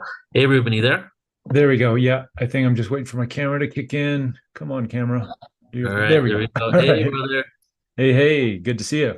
Good to see you too, man. Yeah, for sure. Welcome. All right, it's all yours. Where are you going to take it today? Okay, well, tough act to follow there with Adam. Amazing, amazing presenter great. As always. He always blows my mind with his presentations. Seriously, yeah. So I guess we're obviously the theme here is disclosure, and you guys have really set the stage here with everything that's going on, and I'm just gonna sort of tap in really quick and just say that this week, I would say, has been in the collective consciousness has been a major milestone in disclosure. We, as mentioned earlier, you guys talked about, Neil and Scott talked about the congressional hearings that we had and over the summer, and I'm thinking my production on the citizens hearing hopefully helped that a little bit along. That was a 10-year ago event, but what we had this past week, which most people probably wouldn't really think of as a disclosure bomb, is actually been predicted. And there's people on my show, ETs, I have my show, I interview different ETs or people who channel ETs, and I interview that consciousness as they're channeling it. And one very popular ET consciousness had made the prediction that in November, this year, in November, that we would have a major event. Most people sort of interpreted that event as a sighting, like a Phoenix Lights type sighting. But when this event happened, I knew this is what he was talking about. And what that event is, and probably most people aren't going to fully be on the same page as me, but I'm going to throw this out there, as this event was David Grush on the Joe Rogan podcast. And that happened that was last week, just before Thanksgiving. And I don't know about you guys, but I think the Thanksgiving dinner table conversation was probably around this idea of the ET presence. And as if I don't know if you caught, it was almost a 2.5 hour podcast. And David Grush knocked it out of the park. He hit all of the major talking points. I disagree with some of his people that he was sort of pushing forward as the disclosure experts, but that's okay. We don't have to go there. The main thing was the seeding of the collective consciousness, because I don't know if you guys know, but Joe Rogan has on average 11 million views per episode. And I just did a quick search, and the second most popular Joe Rogan viewed episode is the Bob Lazar episode with Bob Lazar and my buddy Jeremy Corbell. and in the top 10, you have Graham Hancock, and Edward Snowden and others. But the UFO subject is a big topic that Joe has the interest in, and he's sharing this information. But I think to have someone of the caliber of Grush and his disclosures on that show, because most people, just to be honest, most people were not paying attention to the Congress, to David Grush speaking at Congress, and he didn't have the platform to really fully unpack all of the information that he has. And he's a very well-informed individual. And according to my research, everything was spot on as far as what he was saying. So what I believe that seeded the collective consciousness into sort of now opening the portal. If you guys know that famous story, I forgot where I heard it. It's kind of an urban legend, but the idea of when the colonists from Europe first came over to North America, and they were their ships were parked outside the coast, and the indigenous at the time couldn't see the ships because they had no concept of what the ships were. And it wasn't until the shamans came in and sort of they had the visions in over a few days, and they had to actually sort of educate and tell the indigenous populations that there's ships out there. These are foreign ships, and there's something there. These are other people from other lands. And it wasn't until they had that seed in the consciousness that they could actually see the ships. So with that type of seeding of the consciousness, I think that we are very primed now. And I'm seeing the numbers. I was trying to get actual numbers on the David Grush interview and to see how many numbers are coming in, but it is very popular, and it's the number of retweets. And if anybody's on UFO Twitter, you'll see just tons of clips from it. So I think this is our disclosure bomb we were looking for, that some of these extraterrestrial consciousness had predicted. I don't know. We still have 2 more days left in the month of November here, so we could get a Phoenix Lights type event still. So not or 1 more day. So not ruling that out, but I think that we are definitely the consciousness is primed and ready. Tucker Carlson just had Representative Burchett on today talking about David Grush's testimony and others, and how this subject has been sort of kept away from humanity. And Burchett, mentioned the 80 years of secrecy that we've been having, and how Congress is stonewalling the bill that Grush was talking about. And so again, Tucker Carlson bringing it to that level. You're talking about 2 guys, Joe Rogan and Tucker Carlson, who have more than all of the mainstream media combined. The viewership, they have more viewership. So, I'm seeing Neil type in, just 1.4 million views, just that clip. So we're ready, we're here, and it's super exciting to experience, to be here after this long journey that I've been in, and many of you guys have been in longer than I have. This 10-year, a little bit more than 10 years for me. I do believe the chatter in Congress, that's going to continue, but that's not what disclosure is. Disclosure is like what Adam was talking about, and what Scott and others were talking about, is that this is an individual phenomenon that collectively, as we sort of get that consensus reality, right, that Scott was talking about, I think we're getting very close to that. So the portals are opening, and as we move forward in this amazing time, we can celebrate, but at the same time, we still need to use discernment. And I'll just, I don't want to be a Debbie Downer, because this is a time of celebration, but there is many agendas at play here.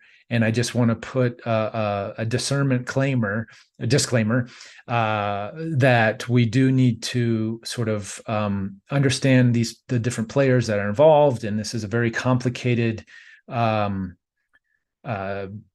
subject with lots of ramifications, free energy, disruption of our current paradigm when it comes to monetary systems, energy systems, but spiritual systems, belief systems.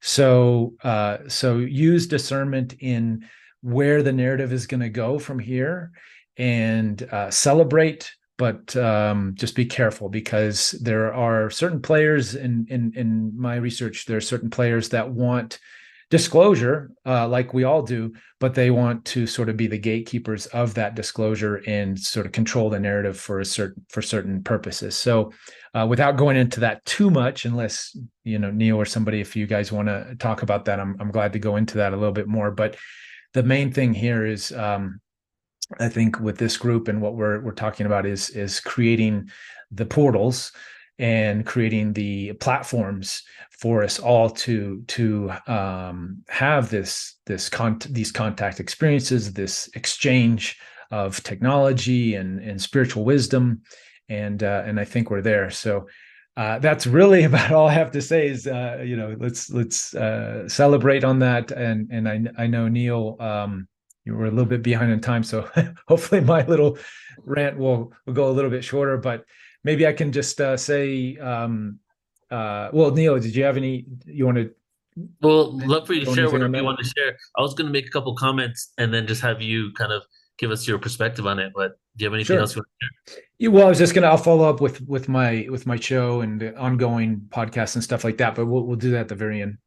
So, in part of the Joe Rogan, first of all, yeah, I completely agree that Joe Rogan podcast was next level. It is the largest podcast in the world. And a lot of people say, like, I was living in London for the last 6 months. I was in a small village. I went to a Turkish barber. Guy had just moved over from Turkey. And he goes to me, right? Did you know that the US Congress yesterday has something on UFOs, right? Not even in his world, it's leaking into this. But he didn't really know any more than just he'd heard that.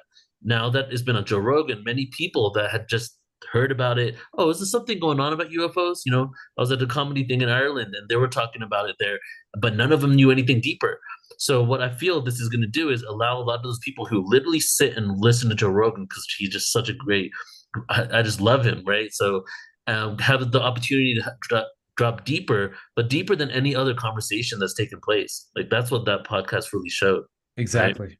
Yeah, we need that long form podcast is what's needed for this subject matter. It's hard to just get the quick sound bites, and even Congress, it was so fast. And during the Congress session that Grush and David Fravor and Ryan Graves were at, there was a lot of great talking points, but they were so pressed for time, and the way the Congress members were sort of getting so much information in such a short amount of time, the direction that it was going was a little more fear-based, and you could tell that there was there was confusion because Grush was talking about how his life was being threatened for coming forward, but the way it came out from in that congressional setting, it could have been interpreted as the ETs were threatening him, or there was some negative aspects to it. And I don't think that was what he meant, but it was confusing. So in the Rogan long form podcast, he was able to really clarify a lot of that stuff. Yeah. Sylvain, did you want to jump in here? Yeah, I did, because this is what's happening now. Just like Ruben said, is really amazing. Because we've been having a lot of discussions at the Alliance about this. There's a large amount of people, like the people that are here. We've been talking about this for years and years and years, no problem. And there's these discussions behind closed doors, or these official discussions that have been going on also for years with Congress. It's not the first time there's been discussions, and also in Europe and other places, but and some people are paying attention to that. And the news are usually messing it up, and it kind of like not really focusing on the right things. So there's a massive amount of the population that is either disbelieving because they don't care, or they're not watching, they're not paying attention to those channels. So Joe Rogan and others now and there's also interviews by Gary Nolan, which was early this year that actually did well, still on mainstream, but now you got credible individuals that are talking about it, but to the common folk in a way that they can understand that this is a discussion. So now we're getting the discussion into the mainstream in a positive way, or at least in an interesting way that people are kind of, shying away from the desk for the day-to-day, saying, oh, this is like, I heard this seems to be real now. And like bringing this to the dining room table, like normal folks, right? That is super helpful to the Alliance's mission, which is about population, right? It's votes, diplomacy, it's voters. Voters are normal people, right? It's like, what are we going to do? So if we want some of these projects to come out, we need that 80% chunk of the population that is generally just going day to day, doing their normal things. Yeah. Now we want them to have to be part of that conversation, and this is what's starting, and that's really important. Exactly. Yeah, I never, after having that experience in Congress or the mock congressional hearing and talking to the 6 former members of Congress that we had for the citizen hearing on disclosure, I realized that after that event, Congress was going to be a dead end. I knew that we were never going to get the disclosure that we need in Congress. It actually blew my mind the last summer when we had Grush and others testifying, but I sort of figured this was going to be a grassroots, just like women's rights with voting, the civil rights movement. These are all grassroots movements that come from the people, and then they work themselves up. So it's sort of a very similar type situation. Oops, my earphone died. Hold on. Are you guys hearing me okay? Yeah, we hear you. Okay. I'm just not here. Okay, there, I'm back. So I do think it's going to be a grassroots, and the more we can continue to have the conversations amongst ourselves and with other people in our communities, and come together and have more events like this, that we will get the disclosure that will force the hands of governments to disclose and create the legislation or whatever hopefully they'll model it after what you guys are doing here, but maybe the way things are going with government, I have a feeling they're not going to be around in their current form very much longer. There's so much distrust, and they've sort of lost most people with all the shenanigans that have been going on. And that's another reason we are getting these disclosures, because so many people are now understanding. Before it was kind of a big pill to swallow, like, what, the government's hiding the UFO secrecy or they're hiding this stuff for 80 years. That's impossible. How can they ever do that? But now people are starting to see, oh, well, they're lying about this, they're lying about that, they're lying, so now people are like, oh, of course they're lying about ETs. So we're in that sort of collective consciousness shift. And I think our job is to make it to take the fear out of it, because there is still a lot of the public that are first just hearing these things, and because of their belief systems or whatever, there's still a bit of fear, and there's a lot of narratives about end times and this kind of stuff where we're like, no, this is the end of the old times. This is a beginning of a new way of doing things, and there's nothing to be afraid of. So excited about these ongoing conversations and how it unfolds. But this is definitely what an amazing time to be alive. Yes, it is.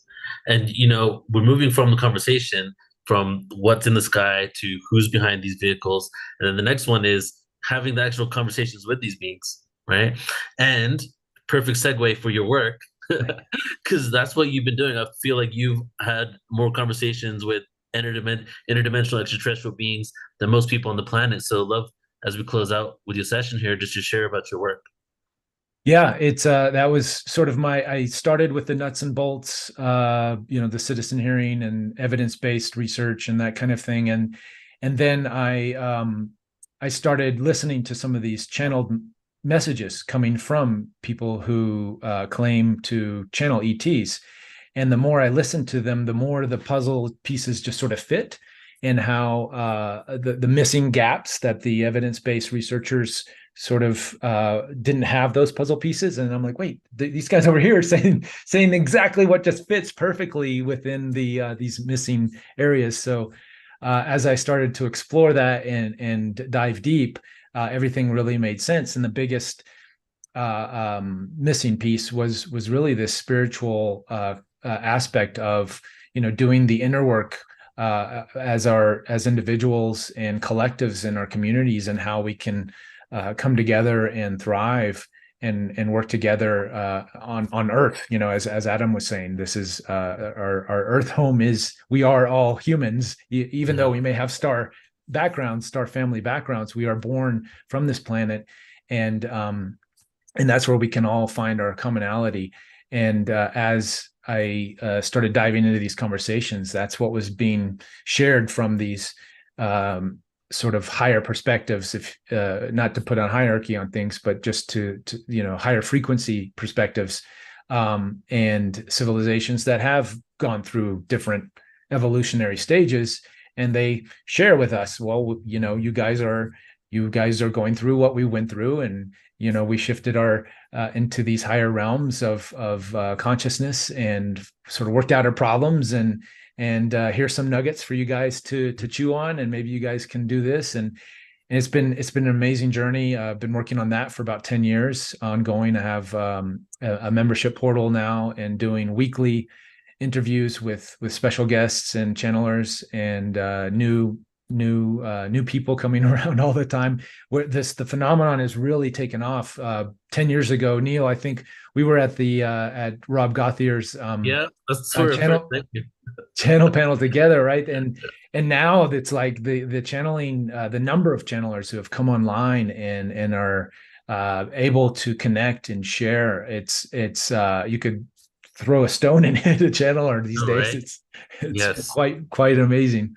Mm-hmm. That's first contact, as Bashar says, is us channeling. Yeah, totally. And it's happening. The light language phenomenon. So many people are channeling light language and getting into that heart space and really connecting. And it's amazing to be sort of on that a viewer, of it. And even in my own right, I'm sort of dipping my toe into those areas. Yeah. But it's interesting. Fun. Okay, we got to talk more about that another time. Okay. Yeah. Thanks, Ruben. Appreciate you, brother. Thank you for everything you've done and been doing for so long, and just moving the conversation and really like getting so much information out there for us as we're learning who these beings are and how we interact with them. So appreciate you, brother, so much. Oh, likewise, and thank you for your continued work and putting these types of events together. Thank you, brother. Talk soon. All right. Okay, bye-bye. All right. So now, everybody, we are going to get into a little bit of music, I believe. Checking out the schedule here. So, Sylvain, we have video and song, but I'm not sure which video it is first. Do you know, or does Angelique know? Let's go ahead and bring Danielle on, because we're going to have some music from Danielle. Then we'll play the video. Yeah. And Angelique, if you could let me know in the chat which video we'll play afterwards, but we'll have the music first. And do you want to introduce Danielle? Because I don't have her bio here. Do you know any info on her? No, Angelique does. So we're gonna be, but maybe she can introduce herself. Perhaps that would be. So we're gonna just be surprised and amazed with some beautiful music from Danielle. So let's go ahead and bring her on. Yes, perfect segue for all this information. There's a lot of information here, so it's beautiful to add music in order for us to integrate this experience. So Danielle, thank you so much for being here. Looking forward to hearing you. Thank you all so much. Thank you, Neil. Thank you, Sylvain. Thank you so much, Scott. Huge love to Tanis and Angelique for reaching out today. My name is Danielle Allard, and I'm here to perform a song off of my most recent record, which is, of course, a space-themed concept album. So the fit, it's delightful. This is a song called All the Things.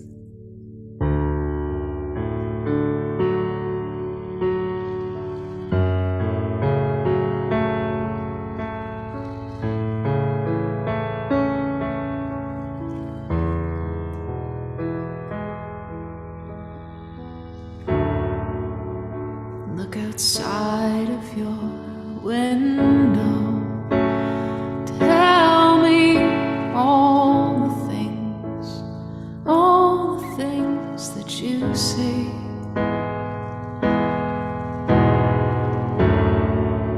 Tell me, what is it like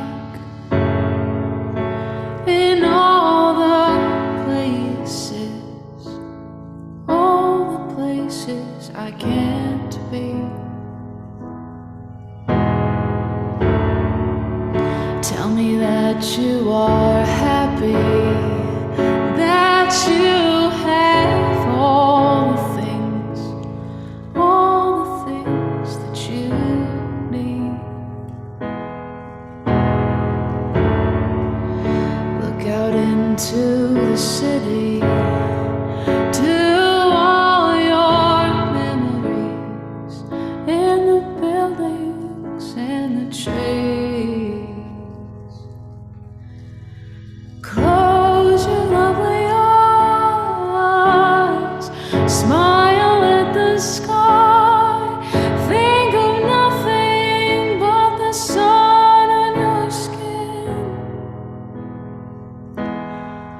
Oh, close your weary eyes, dream that we can fly, stand in wonder at all the worlds within, and just be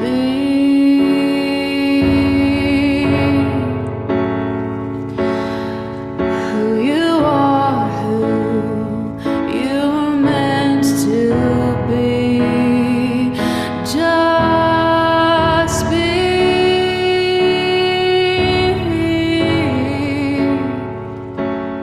who you are, who you were meant to be. Look inside of your window. Tell me all the things that you see. Look out into the city, to all your memories in the buildings and the trees. Close your lovely eyes, smile at the sky, think of nothing but the sun on your skin. Oh, close your weary eyes, dream that we can fly, stand in wonder at all the worlds within. Just be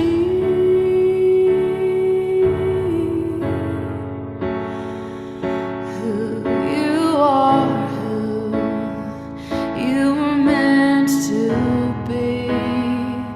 Just be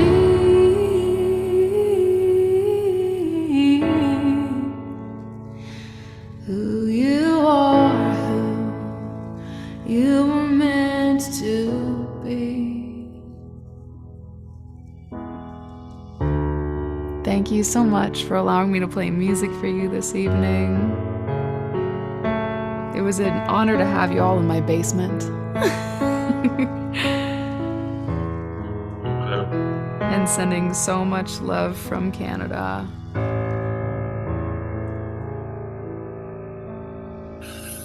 Full body chills, Danielle.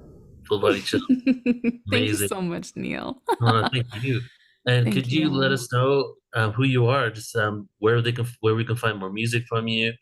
Oh, for sure. My name is Danielle. I'm an independent musician and artist from Ottawa, Canada, and I spend a lot of time down here. So 3 times a week I live stream. So if you're ever feeling lonely and you're looking for a community of folks from around the world, we're live 3 days a week on Twitch, and it's just myname.com if you want to find some Amazing. music. I know Scott's ears are probably perked up because he has a lot of musicians on his show. So Amazing. I've already texted her saying I want to book you on the Awakening World. So Perfect. I love it, Scott.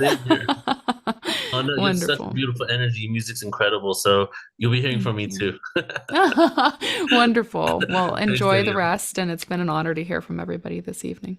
Thank you. Appreciate you. Thank you. Bye. Amazing. All right. And we're going to get right into the video now. Do you want to preface this video, Sylvain? What video we're going to see? Or should I just go right into it? Right Okay. into it. Let's do it.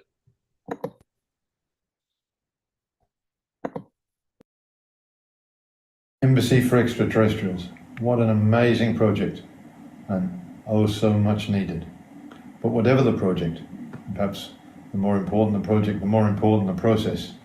We have a well understood, well followed process that minimizes the likelihood of problems, that keeps costs to a minimum, and so on. And that process here, project definition, how do I fully understand the project? And then usually for a major project as a scoping study to identify potential sites. Feasibility study of the most promising site, and that of course informs the due diligence and permits the site acquisition. Then the master plan, which is exactly what it says, get everything coordinated and make sure you have all the approvals. At the end of the master plan, you're usually breaking into design and construction packages, and you can see some typical such packages there. And then of course, if everything's scheduled correctly, you go into a commissioning and then operations phases. So the project definition. Did the project definition, talk to the team, got a good understanding of what is involved, read the references, came to some conclusions. No extraterrestrial will want to deal with the disunited and disjointed humankind. So until their ground rules, they probably won't deal with us. Millions of tourists will not fly thousands of kilometers to visit a fake embassy for extraterrestrials. It has to be a real embassy. And therefore the rules are just as important on that point. So we need the diplomatic issues to be resolved before we proceed to determine a site. No good choosing a site and then finding out that the diplomatic rules are not agreed to by that government. So we have to insert in this one the diplomatic initiative. So what's a diplomatic initiative involve? Importantly, there are two optional protocols which came in around the same time. One about the acquisition of nationality and one about compulsory settlement of disputes. They're optional protocols. So things that were agreed to by some parties, but not all parties, were taken out of the main convention and put in as optional protocols, and those nations that wanted to adopt them could, those that didn't have to. That optional protocol mechanism is very useful. So the diplomatic initiative for this project builds on the Vienna Convention by providing a third optional protocol, and we provisionally titled it the Optional Protocol Concerning Embassies for Extraterrestrials. That, of course, is a draft. The most important thing now is to have that discussed in diplomatic circles and adopted by at least a few countries. So there's a few ways we can proceed. One, a country can adopt the protocol unilaterally, witnessed, of course, by ambassadors from another couple of countries. Two or more countries can sign the protocol and deposit a copy with the UN. The UN is just a depository there. A country can instruct its UN ambassador to request the United Nations Secretary General to work with the International Alien Movement to present the protocol to the UN. A country could volunteer to host a convention to discuss the draft protocol. That's it, no obligation, just bring diplomats from various countries around the table to discuss the protocol. But if the protocol proceeds and is adopted, then it would become the protocol from that city concerning embassies for extraterrestrials. Or perhaps we missed something and there's a better mechanism, and of course we're happy to consider it. So the project definition's done, the diplomatic initiative is progressing. Before you can do the scoping study, the feasibility study and site acquisition, you need a concept master plan. You need some idea of what we're talking about. It's not the final plan, it's cartoonish a little bit, it's indicative, but you have to have it to be able to do those things, otherwise the consultants don't know what they're looking for. So go back to the source documents and look for the specifications. The key ones there, 1,000 meters from the edge of the building, so not from the center, but from the edge of the building, and a number of points of entry, utilities, the airspace, that's a diplomatic matter, and neutral territory, that's a diplomatic matter rather than design matter. And so there we have a big round wall of 1,000 meters radius is a tricky thing to build. So 6 straight walls are much easier. Fitting that into a rectangle leaves some extra space, about 30 hectares in each corner for other uses. Particularly, of course, we need car parking, security area, and so on. A conference centre, scientific institutes, and so on. Site accommodation for staff, and depending on what utilities available, various types of plant in order to be able to operate the whole thing. So, and of course a perimeter fence around the outside of the whole thing, and along those 2 side walls you'll see there's a need for a little track running down the side between the actual wall and the boundary fence. So all of that gives us those areas, essentially 5 square kilometres. So what's the benefits for the host country if they decide that they want to be considered for this project? First of all, there's direct investment. It's an approximate figure, of course. We can't know the exact figure till the master plan is complete, and even the feasibility study will still be an approximation. But we think around that figure for the actual investment to construct the whole facility. And then tourism during that whole process. And once it's built, a lot of emphasis on tourism, of course, because that will keep the whole thing operating. But after ET arrival, it will be the hottest destination of all time. There will be no place on the planet more important than this embassy after the arrival of the extraterrestrials. And that will justify building a new city nearby, much, much bigger than a single science institute. We call that city tentatively Scientopolis. So the big question, of course, is how much tourism? You can build an attraction, but will people come to it? And of course, this pre-ET arrival. So here you have cultural tourism's top 7 from before COVID, of course. And you can see the biggest of those by far is New Mexico, which includes Roswell. Roswell, of course, has famous ET connections, and it fuels a massive part of New Mexico's visitations. After that, you can see the others, Great Pyramids of Giza, half of what New Mexico gets. And then falling steadily below those. The 2 you can't see, the Taj Mahal's about 7.5 million and Eiffel Tower's about 7 million.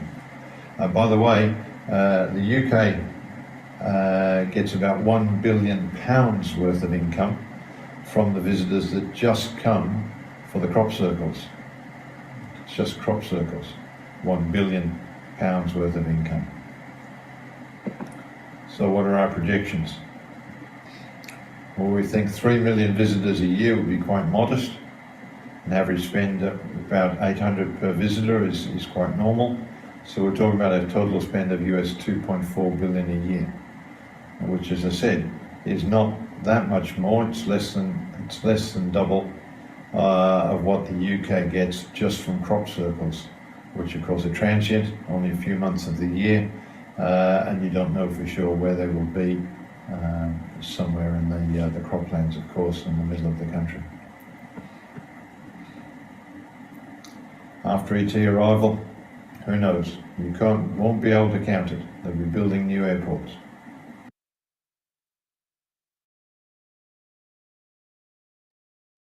Thanks, Neil. Just before we get into the break, we're going to take a 5-minute break just now. This was Steve Goldie speaking.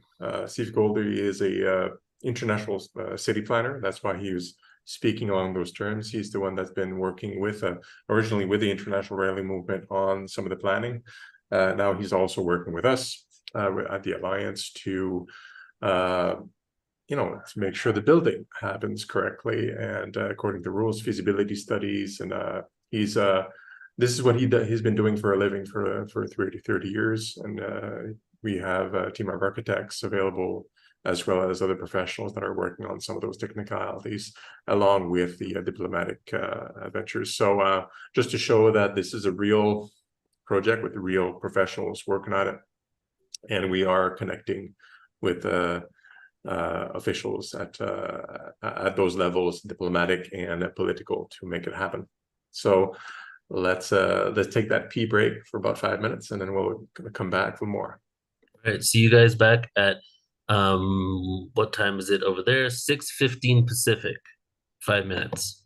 Okay. Yeah. Then we're back with Scott. All right, see you all in a bit.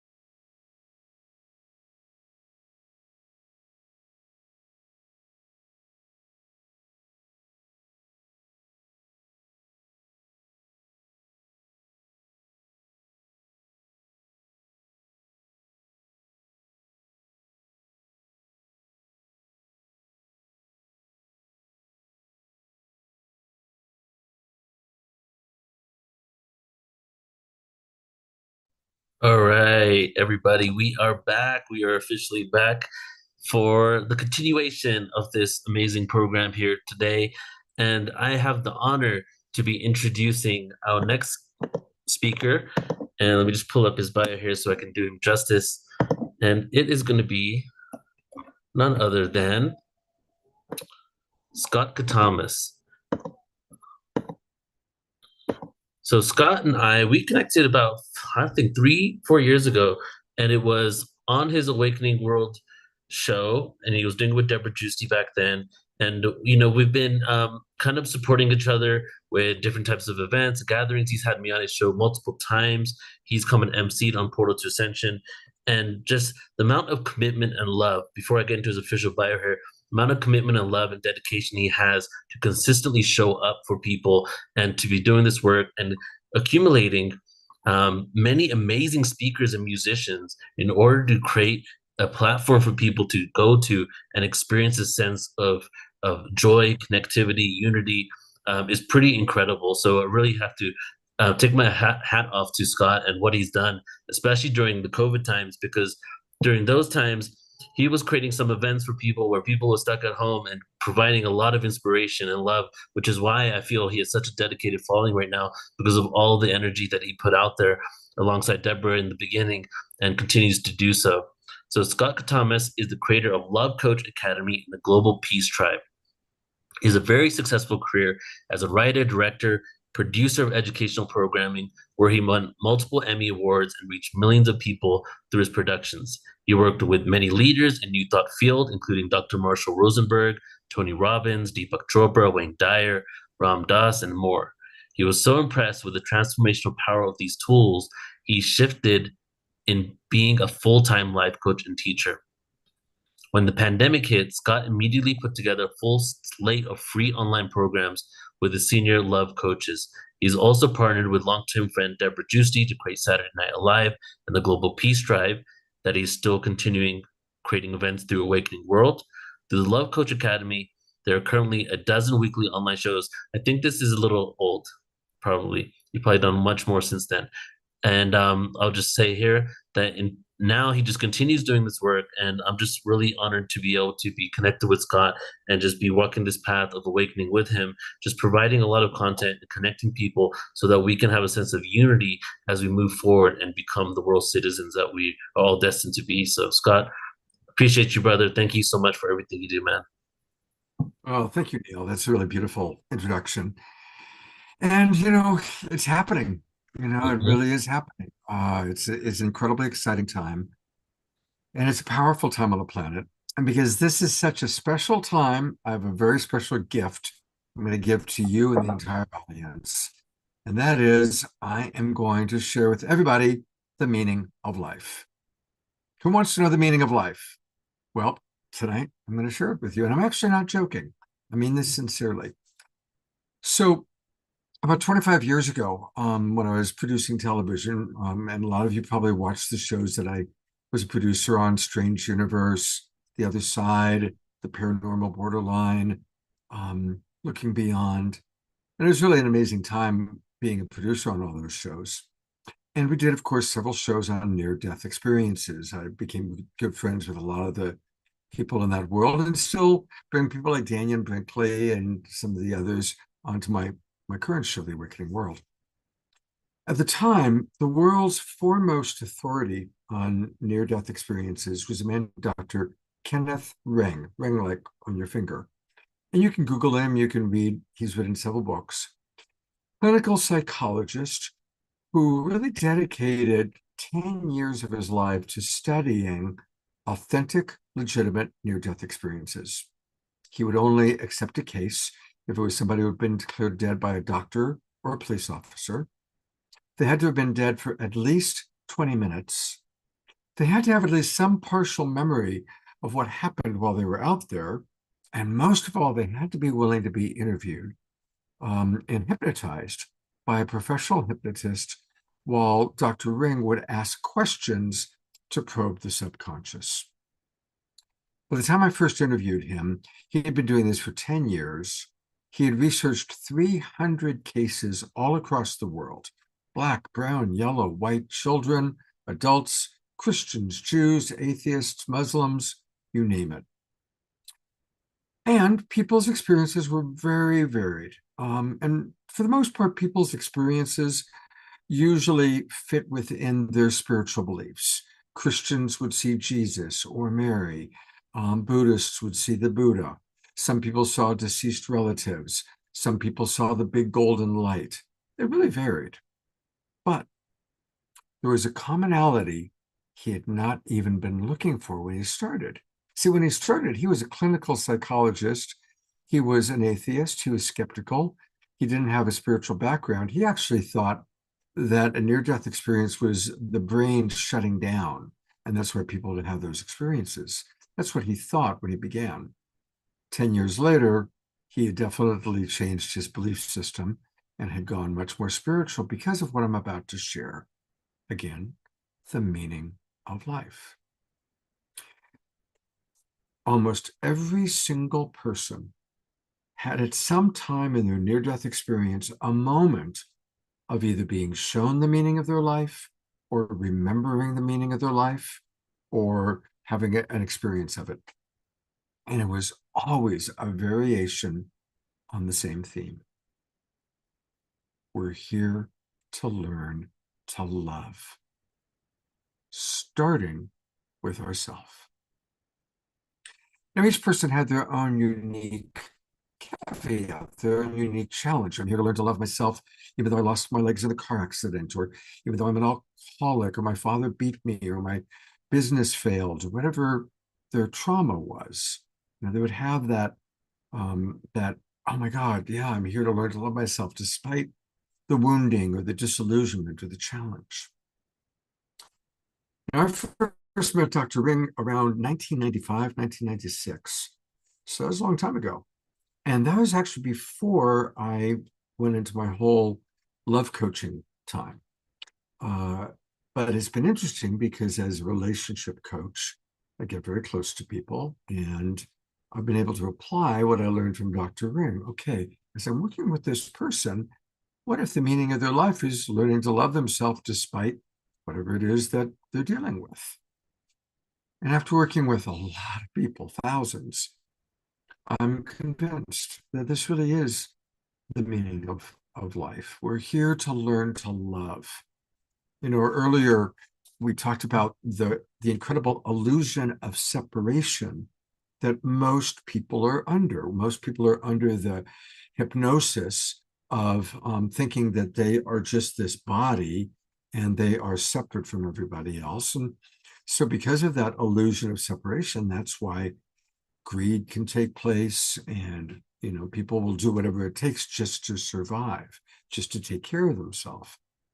But certainly anybody watching this program right now is somebody who's probably had experiences of your multidimensional self, or spiritual awakening, or experiences of the awareness you're actually one with the universe or one with each other. And scientifically, how amazing, we're living in the time that it's been proven. We now know that the unified field of ever-changing molecules is basically what the great spiritual teachers were trying to tell us for thousands of years. So we're living in this incredible time in which our highest science and our true spirituality is coming together. And I'll give you a wonderful example of that. In the Shastric scriptures written in Sanskrit about 7,000 years ago, God, which is called Brahman, is assigned 26 principles. So there are 26 principles of God in those ancient Vedic scriptures. Fast forward to our most sophisticated science, quantum physics. And quantum physics, in studying the unified field, has determined that there are 26 principles of the unified field. And you can directly correlate those 26 principles of the unified field with the 26 principles of God, Brahman, from 7,000 years ago. Ancient spirituality, modern science coming together to tell us the same thing in two different ways. We are one incredible existence. And of course, through meditation or yoga or spiritual experiences, most of us have had moments, at least, where we've tapped into our multidimensional self. Now, how does all of this have to do with the ET phenomenon? Well, let me bring it together now. If the meaning of life is we're here to learn to love ourselves, that means we're here to learn the true self, which is not just the human body, not just the human experience, that's part of it, but our true self is this entire world. Our true self is this entire galaxy. Our true self is the entire universe. That's our true self. We're here to learn to love. Now, we start by learning the human, learning to accept ourselves, learning to accept life, and we graduate to learning how to love family members, friends, beloveds. And as we now need to expand into really loving those that are different. And of course, the great tragedy is almost every war are people killing each other that actually are not that different from each other. You know, it's interesting. Jerusalem, I did a lot of work with Zecharia Sitchin before he died. And he pointed out that 3 of the 5 world's great religions all are seated in Jerusalem, which he pretty much proved was an ancient landing site. It was an ancient ET landing site. So we've got this history that we're beginning to remember, beginning to uncover. You know, there's this great awakening. That's why my show, which I want to welcome everybody watching on the Awakening World right now. And that's the name of my show, The Awakening World.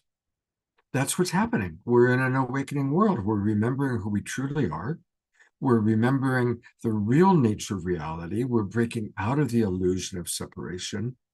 And what ties it all together is love. But not just ooey gooey Hallmark Hall of Fame type of love. Now is the time for the love that the great teachers have always taught, which is compassion. If you take a look at the great teachers, they taught us compassion. They taught us to have profound acceptance for our environment, for ourselves, for our world, profound acceptance, profound compassion. This is the love that we all need to learn as we graduate. We need to learn self-love, because to the degree you love yourself, healthy self-love, and self-love is not selfishness. Selfish people don't love themselves. That's why they're like a vase with a hole in the bottom. No matter how much you pour in, it just goes out. The people that I know, that I respect, who have healthy self-esteem, they're out there doing great things in the world. They're the Neil Gars and the Adam Apollos of the world, because when you have healthy self-love, you want to contribute to the well-being of others. My mentor was Dr. Marshall Rosenberg, the founder of Nonviolent Communication. Marshall had a very beautiful quote. He had many beautiful quotes. The one I'm going to share right now is, "The greatest joy in life is contributing to the well-being of others." And I've added that the greatest tragedy in life is people who don't know that. So when we learn to really accept ourselves, accept our humanness, accept whatever choices we've made that we might regret, we learn to love ourselves, then we want to contribute to the world. We want to be of service. And as we begin to really recognize who we truly are, and this is on an individual level, and then humanity. And right now, obviously, there's an opportunity for humanity to go beyond war and to really become a galactic citizen, which of course is what a big part of this whole program is all about, is really becoming galactic citizens. So to the degree that we really want peace in the world, and we really want to create an environment, an energy system that the galactic family will feel safe coming here and will want to come here, and will believe that we're not going to attack them. And I think we all know that clearly they're way more advanced than we are. We wouldn't stand a chance militarily, but we may do stupid things. We may shoot missiles at them. We need to create this incredible consciousness of love and compassion, and invite all of us to be in both worlds. Be in the world of holding the vision for the big galactic family. Play your role in holding the highest vision for, in our lifetime, to experience peace on the earth, to experience our ET galactic family coming and really helping us, supporting us. But at the same time, we have to apply love and compassion every day into our daily life. When you read about the great long-term spiritual teachers that last, they walked the talk. They lived it.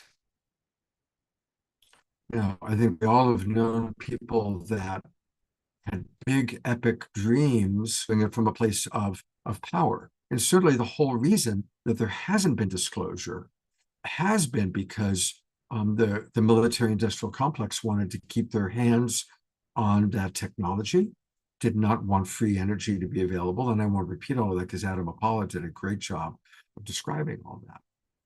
But that's what has happened.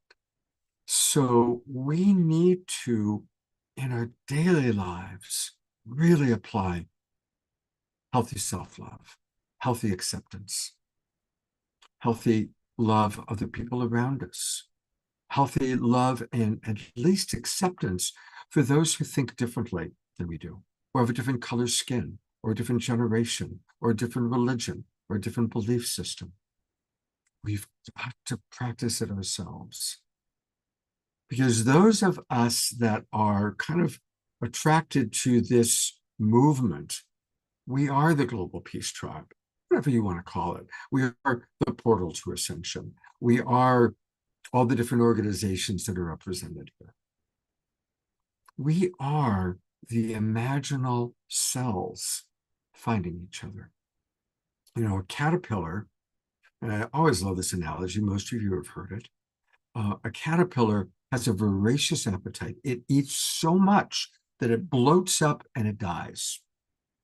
And as it dies, it kind of creates this goo, this like soupy goo. And the imaginal cells that are bouncing around find each other, come together, and create the butterfly. And we really are watching the death of the caterpillar, the death now, using the analogy, the death of an unsustainable humanity, a humanity that's destroying the planet, destroying each other, killing each other. But within that, we are, every single person, if you hear my voice, if you're watching this, you are an imaginal cell of the new paradigm, of the portal to ascension. And we're all finding each other, and we're finding how to collaborate. When the pandemic hit, and I started doing these shows, the Deborah Juicy Saturday Night Live with Global Peace Tribe, it was beautiful to see how everyone was collaborating. And just today, this morning, I was listening to the humanities team, and a lot of my friends and collaborators were on that program. Here we all are collaborating tonight. There's not a competition. There's not that kind of us versus them that I grew up in the entertainment industry that was pervasive in that industry.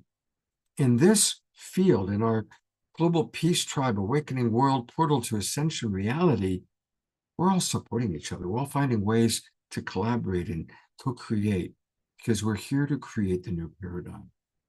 And we create that new paradigm through compassionate understanding of each other, acceptance of the differences, practicing self-love, and being of service. Absolutely being of service. And so I'm going to close with two stories, because I love to tell stories. The first is about the Dalai Lama. The Dalai Lama allowed brain researchers to hook up electrodes to his brain. They wanted to track how his brain functioned and how the synapses of his brain fired. And so they hooked him up and they ran tests for about 90 minutes. And they found that at all times, the synapses were firing in the forebrain, in the frontal and temporal lobe, never in the back part of the brain. Now, the back part of the brain is where the reptile brain is. That's the reactive part of us. A little bit of biology. When a child is conceived, in the first 24 hours after conception, the first thing that's formed is what becomes the reptile brain. It ends up about the size of a walnut in the back of our brain. But the child, us, all of us, we start with that little reptile brain and then the brain stem, and the entire body is built around our reptile brain, which has got just one job: survival. So reptile brain, survival. So when we react, when we perceive the possibility of attack, reptile brain takes over. We choose fight, flight, freeze, fawn. That survival mechanism is tapped into the illusion of separation. When we believe we're separate, when we believe it's just me and this body against the world, my reptile brain is running the show. And the reptile brain, again, only knows how to fight or flight or freeze or fawn.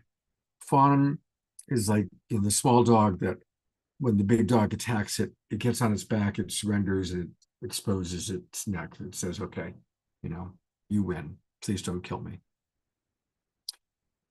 That's not a good place for us to live from. Biologists are proving to us that we are moving from reptile brain reactivity or survival into frontal lobe consciousness, thriving. So back to the Dalai Lama, they hook him up. It's always his synapses are firing up here. The lead researcher decided to really test him and pulled out photographs of Chinese soldiers burning down a Tibetan temple. And they showed the photographs to the Dalai Lama. And as the Dalai Lama looked at these photographs, he wept. He wasn't stuffing his emotions, he wept. The synapses all fired up here. Then the lead researcher said, come on, I want to know, how do you really feel when you know Chinese soldiers are raping Tibetan women, murdering your Tibetan people? How do you really feel? Dalai Lama was silent for a while. Synapses are still firing up here, never back here. And finally he said, it reminds me that I must pray equally for the Chinese as I do for my Tibetan people.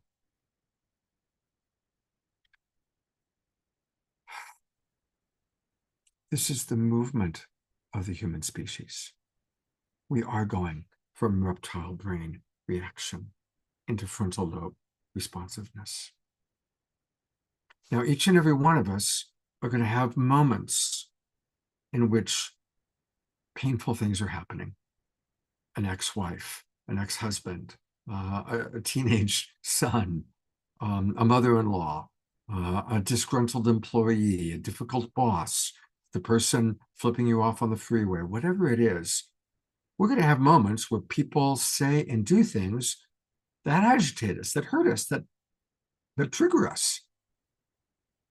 And our job, both as individuals and as the new paradigm of humanity, is to practice radical acceptance, radical compassion, and to operate from up here and not from back here. And we're blessed because we have so many ways that we're learning how to do that. We have meditation, we have yoga, we have martial arts, we have music, we have incredible wisdom keepers. We don't just have like one or two. Every week, Neil has wisdom keepers on his show. Every week, twice, 3 times a week. I've got amazing people on my show, and they're black and they're brown and they're young and they're old. And it's wisdom is flourishing. Wisdom is flourishing because it's helping us all really wake up. And so it's not a coincidence that at the same time that Congress right now is negotiating this bill to formalize government disclosure. And right now, an apocalyptic scenario is taking place in the Middle East. And right now, climate change is absolutely threatening the world as we know it. And right now, thousands of people are waking up. Millions of people are waking up. It's all happening at the same time. And yes, we're having more and more sightings, and more people are channeling. Maybe they're channeling galactic beings, maybe they're channeling spiritual beings or angelic beings. But this whole multidimensional reality is opening up because we really are living in a time at the end of an old paradigm, call it the Kali Yuga, if you will, and entering this new age. But each and every one of us have a job to do, and that job is whatever our form of service might be. That job is certainly learning how to practice compassion and acceptance, and to truly practice love, which will lead to my last story and kind of the conclusion. I think I'm shorter than the 40 minutes they've given me. So, Neil, I'll be done in a few minutes. I want to remind us of a commonality of different spiritual teachers. Let's start with the Buddha.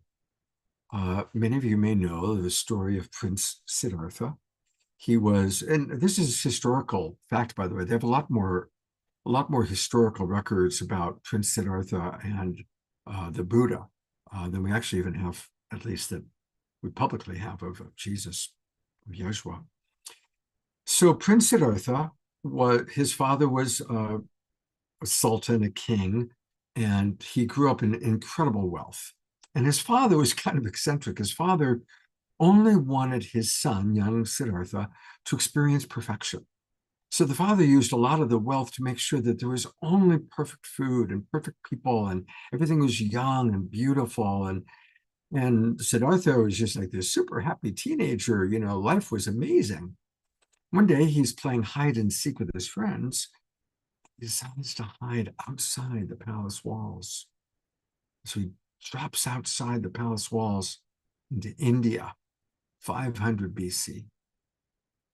Imagine what India was like then. Remember what India is like now, but imagine 500 BC.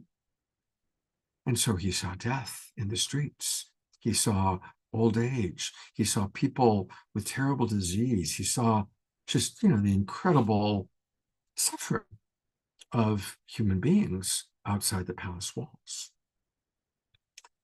And with the heart of a Buddha and the zeal and naivete of a teenager, he makes a holy vow.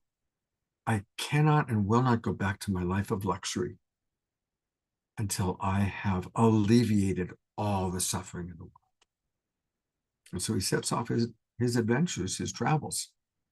And as he travels, meeting with spiritual teachers and gaining wisdom, the more he travels, the more he realizes how big the world is. And the more he realizes the depth of suffering. And even in the ashrams, even where there's spiritual teachers, he sees suffering and ignorance. And finally, after many, many, many years, he collapses under the banyan tree. And he accepts there is suffering. Up until that point, he'd been trying to change it. I must change it. I must stop the suffering, which is a beautiful, noble thought. But it was when he accepts there is suffering that he became enlightened and became the Buddha of compassion. Next story is about Jesus, who I like to refer to as Yeshua. And think about Jesus on the cross, tortured and crucified. I won't go into the details, but crucifixion is a very painful, horrific, torturous way to die. It's an extraordinarily cruel form of execution. And they chose crucifixion because the Romans wanted to make a point. They wanted people to see the suffering and agony of people who stood up against Rome. So there's Jesus, who's been tortured and is dying a terribly painful death. What does he say? Father, forgive them. They know not what they do. Profound acceptance. Acceptance above and beyond what most of us could really imagine. The third great spiritual teacher I want to talk about is Rumi, the poet Rumi. And right now, and for the past many years, the best-selling poet in America is a 12th century, probably gay, Islamic mystic. Now, isn't that cool? Okay. So what is it about Rumi's poetry that's lasted all these centuries? Why does he touch us so deeply? Well, a lot of people who love Rumi don't know this particular part of his story. When he was in middle age, he was already very, very beloved, and he was a beloved teacher. He met and fell in love with a man named Shams. And Shams was outrageous. He was a drunk. He was vile. He had literally been kicked out of several other towns. Like back in those days, he'd kind of wander into one town and piss everybody off and then kick him out. So he ended up in Rumi's village. And he and Rumi created and discovered this profound love affair rooted in their joint longing to understand the eternal beloved, to find God through the pathway of the mystic. Again, whether or not they were gay, we don't know. What we do know is there was something about the relationship that so offended Rumi's closest family and friends, including his son, who was in his early 20s, I believe, that the son and the family hired thugs to kidnap Shams, take him out to the desert where he was murdered, buried the body, never seen again. This is true. What's really amazing, and is also true, is that when Rumi discovered the double horror that his most beloved had been murdered, and that his own closest circle had initiated and made that happen, well, of course, his heart broke wide open and his world just turned around, and he stood up and he started to physically just spin around and around and around. And by the way, the whirling dervish tradition of Persia began with Rumi spinning. Rumi's quite the folk hero.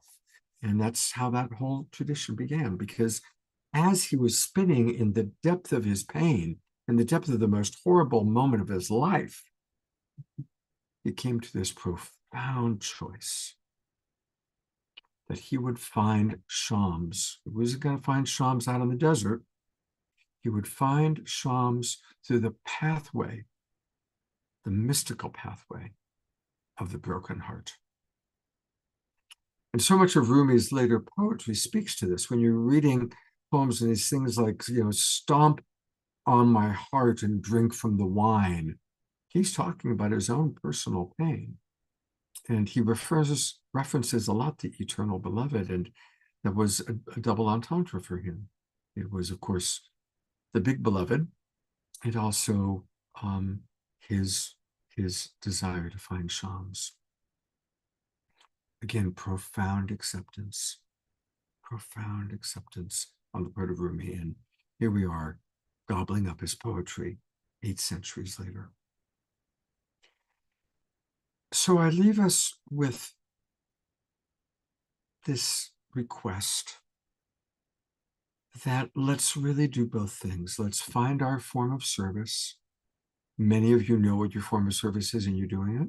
And some of you are maybe in that in-between time where your old life, your old relationship, your old job, your old place has kind of been ripped away or has fallen apart, and you're still finding like your new place, your new service.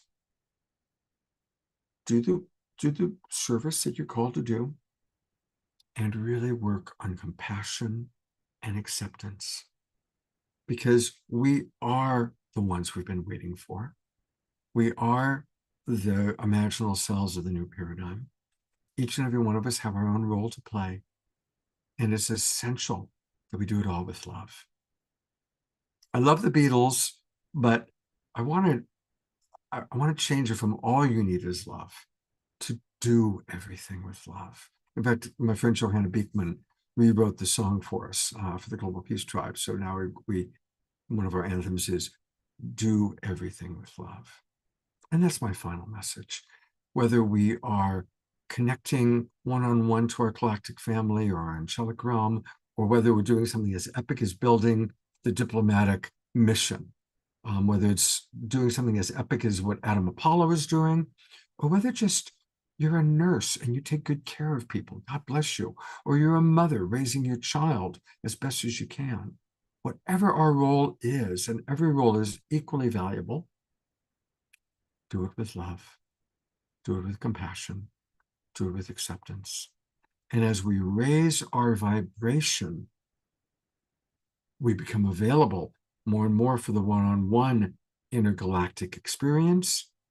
And then collectively, we create the field of love, the field of energy that's ready to receive the high vibration of our galactic family. So thank you, everybody, for being here. I hope that what I've had to share is of value. And a couple of things, I do want to invite people to come into the awakening world. Join us. We are every Wednesday night and every Saturday. And right now, our awakening world family is watching this. And next week, there's going to be a very special version of the awakening world, just like I'm collaborating with Neil Gard today and with Sylvan. Next week, I'm collaborating with my old friend, Deborah Giusti, who just got back from Egypt. And she and the Stargate Experience and Vivian Chavot are going to be talking about some incredible things that took place in Egypt. And that's going to be happening next Wednesday night. Just to give you a little taste of what happened, while they were doing sacred ceremony outside the pyramid of Giza, look at what they got a photograph of. That's not the moon. That is an enormous green orb that they all saw while they were actually taking the photograph, and then all of a sudden it came out over the pyramid. And so next Wednesday night, you're going to get a chance to see a lot of the extraordinary things that took place on the trip to Egypt. And we'll all kind of have a vicarious little trip to Egypt. Also, this Saturday night, I'm really excited. We are going to be meeting a lot of the next generation of leaders. My good friend Chief Phil Lane, who's a wonderful wise elder, who just lit the 8th fire, which is a huge fulfillment of a long-term prophecy, will be with us, passing on the torch to a lot of wonderful young people. And we always have music, as Neil mentioned, we always have great music. Bob and Pookie Lee will be playing, and of course, our wonderful house musical artist, my co-pilot, Umar Shah, will be playing music. And Alexis Lombardo, one of the teenagers, well, she's actually, I think, in her early 20s, will be playing music as well. So join the Awakening World. You can do that by going to globalpeacetribe.com.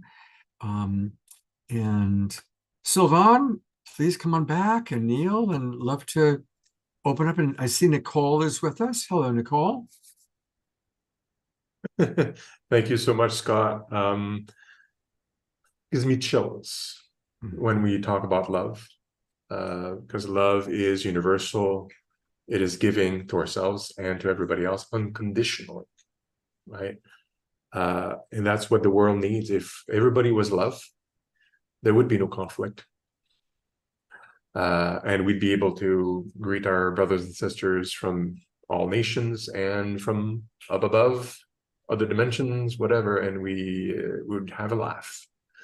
So one of the best pillars, or the most important pillars of the Alliance's effort, is to encourage your efforts, Scott, and the efforts of many organizations that are in the network to teach love, to feel love, to do everything we can to be a unified family under acceptance and sharing differences that we have, because everybody's different universally. So that's the same.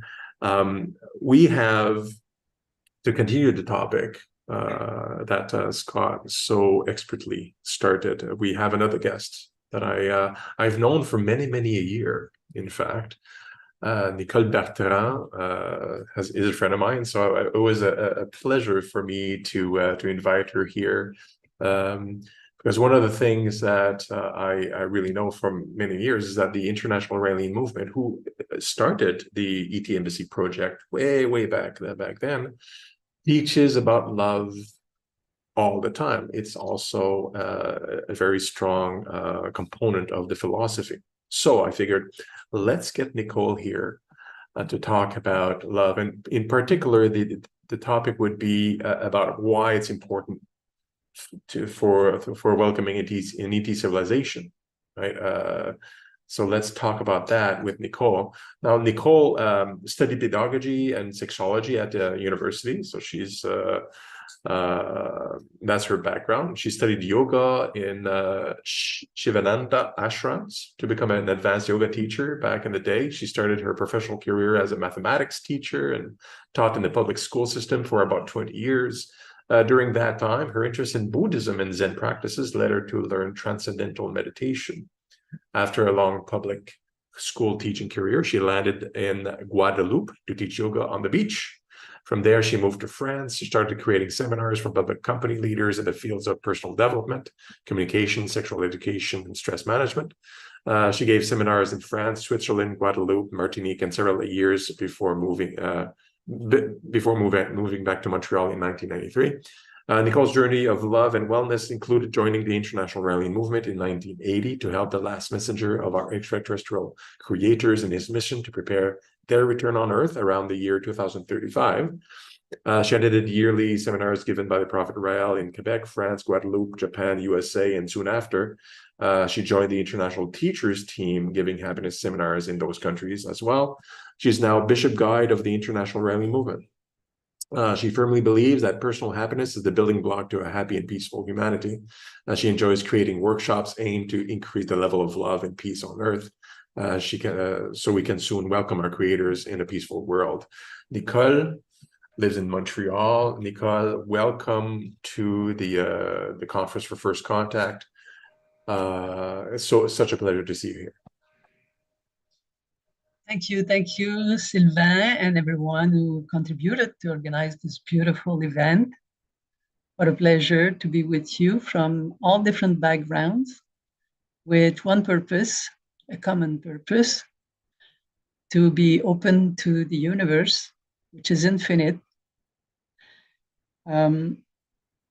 Let's ask ourselves, if we were an extraterrestrial civilization, if we were a member of people living on another planet, and if we had the technical advance needed to travel through space and visit other solar systems, surrounded by planets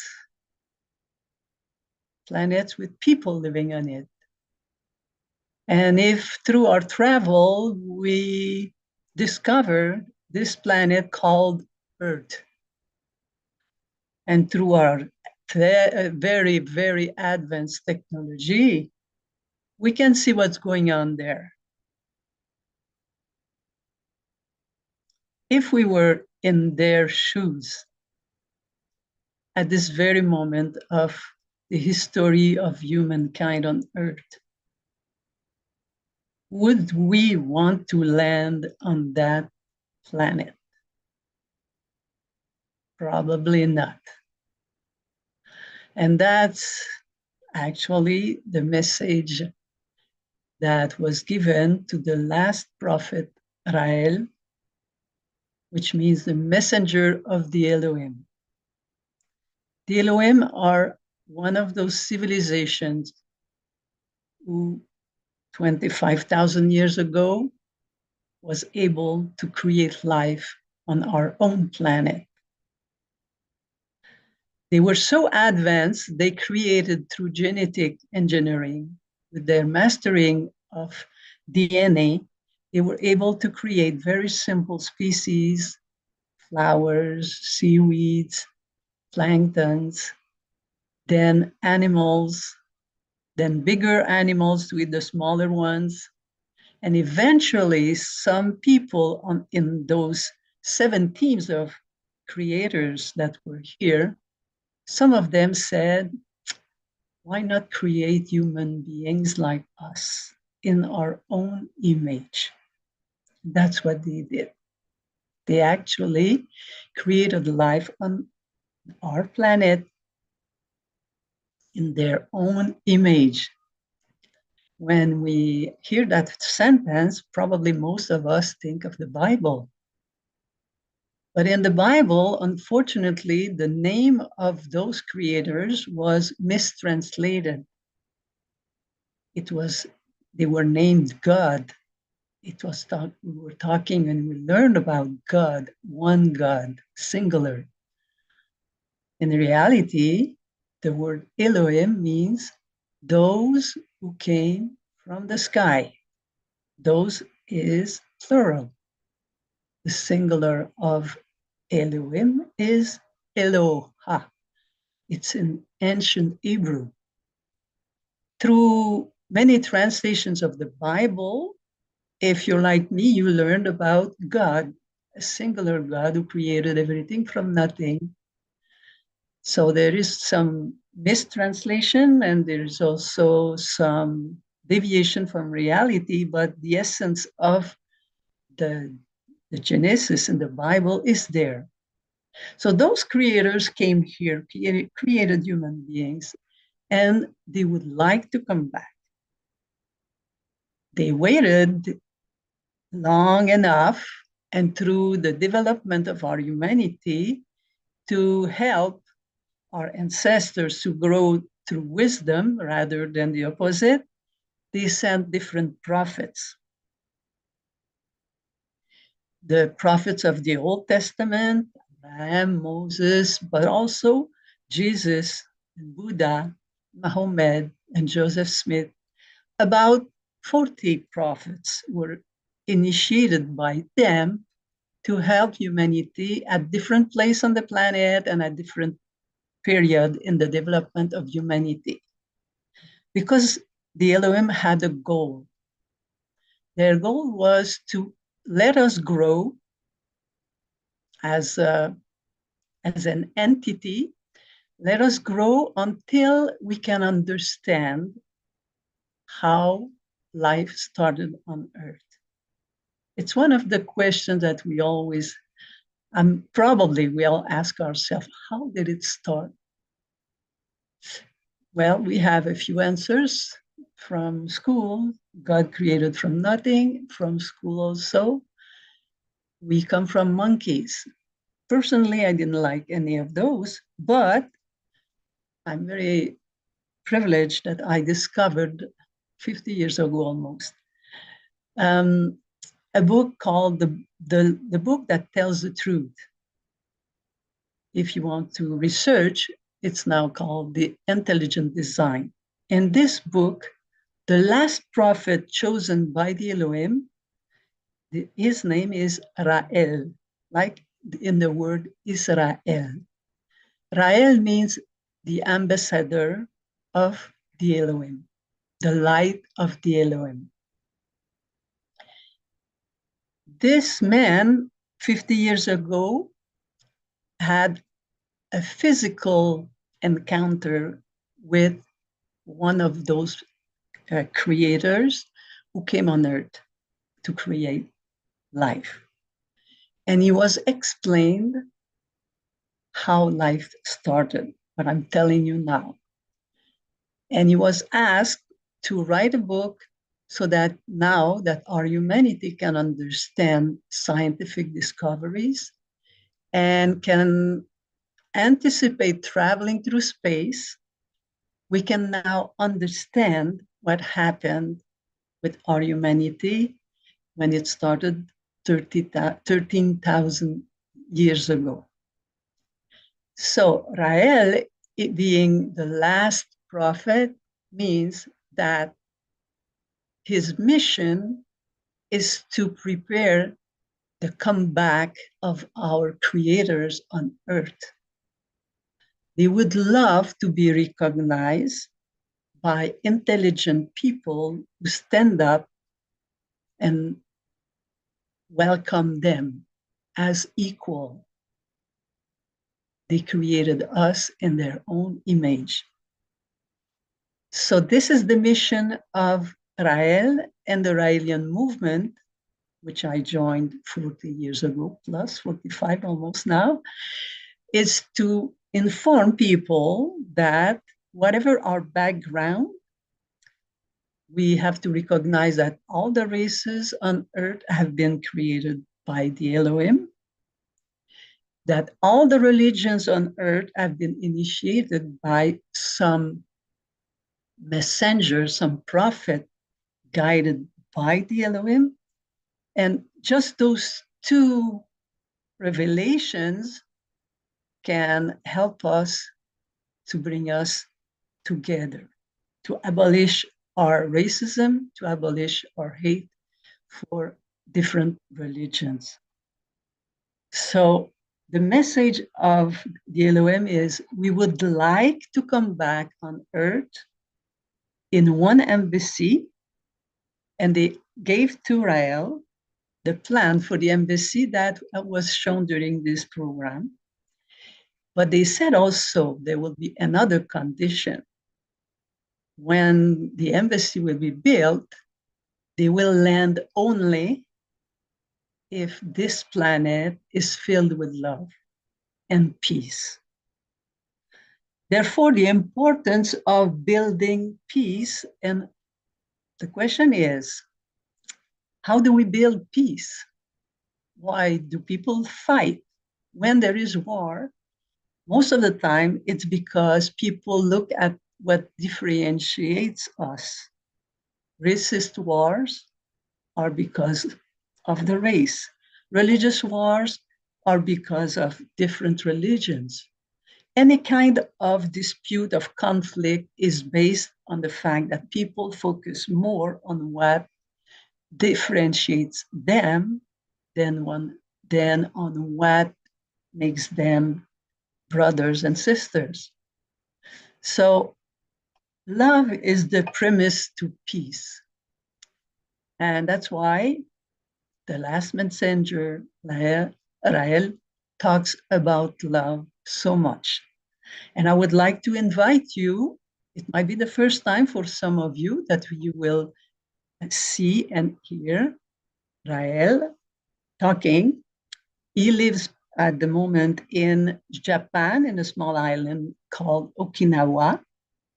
So the video that we will see is actually at one gathering where some Raelians assembled around him on Sunday morning, and he talks to them, and it's recorded, and we share his teaching through technology, like we will do in a minute. So don't be surprised, he will talk, and you will hear the translation in Japanese for the people who attend the meeting.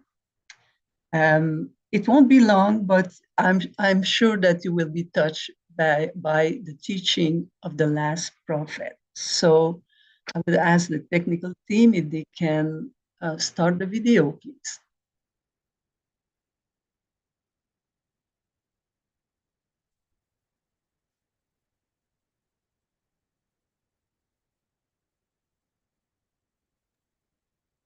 It's coming, Nicole.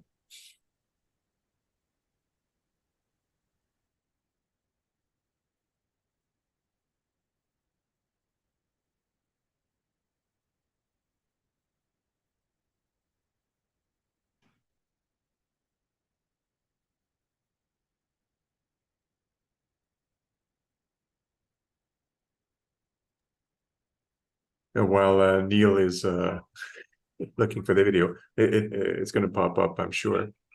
Hello. Coming Okay. now. Yep, coming now. All right. Thank you.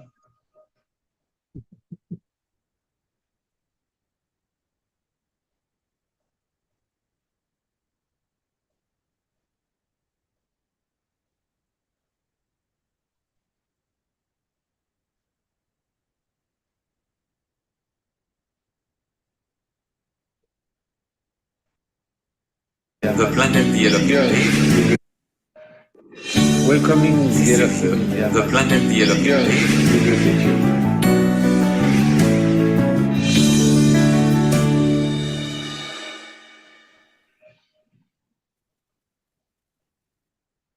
We are the light of Elohim on earth. 私たちはエロヒムの地球上の光です。In every song, すべての歌の中に、 in every dance, すべてのダンスの中に、 in every smile, すべての笑顔の中に、 feel the Elohim. エロヒムを感じてください。 They are with us. 彼らは私たちと共にいらっしゃいます。 Humanity is living a very, very difficult time. 人類はとっても大変な時を過ごしています。 Many people on earth 地球上のたくさんの人々が try to promote peace. 平和を推薦していますけれども、 Not only the Israelis. ライリアンだけではありません。 I saw a picture of a 10,000 Buddhist monk meditating for peace. 仏教徒の10万人以上の仏教徒が一緒になって平和の瞑想をしている、映像を見ました。 And many other groups.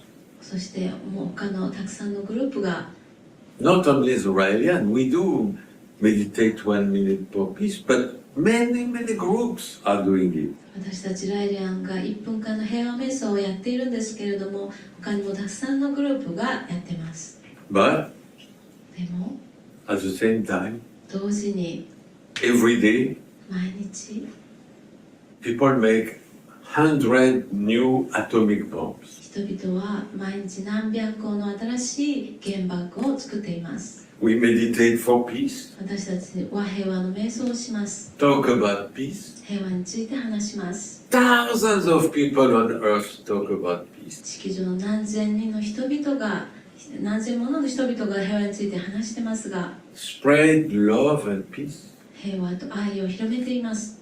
But, でも、しかしだけど、しかしだけど、 every day 100 new atomic bombs. 毎日100個の、新しい原爆が作られています。 And we can do nothing. 私たちは何もすることができません。 So why continue to meditate and promote peace? ですが、なぜ続けて瞑想をして、そして平和を推薦する必要があるんでしょうか。 Sometimes we can. Why are we losing our time meditating for peace? They are making bombs every day. もう毎日原爆をあんなに爆弾を作っているのに、私たちの時間を費やしてなんで瞑想し続けなきゃいけないんだろうと思うこともあります。 We can doubt about ourselves. 自分自身を疑ったりすることもあります。 I'm wasting my energy. 私のエネルギーを、無駄にして、 Why?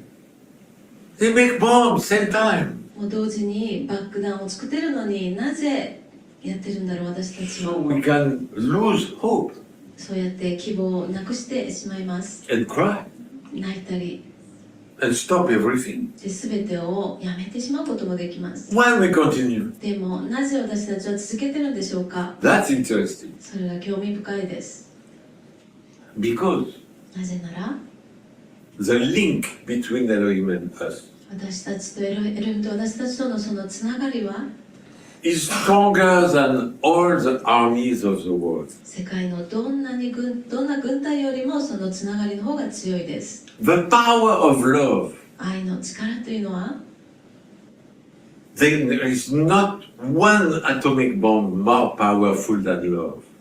一つのその原爆がその愛以上に強いわけではありません。 One atomic bomb 一つの原爆は has less power than only one of you meditating for peace. 皆さんの中の一人が瞑想する力よりも弱いんです。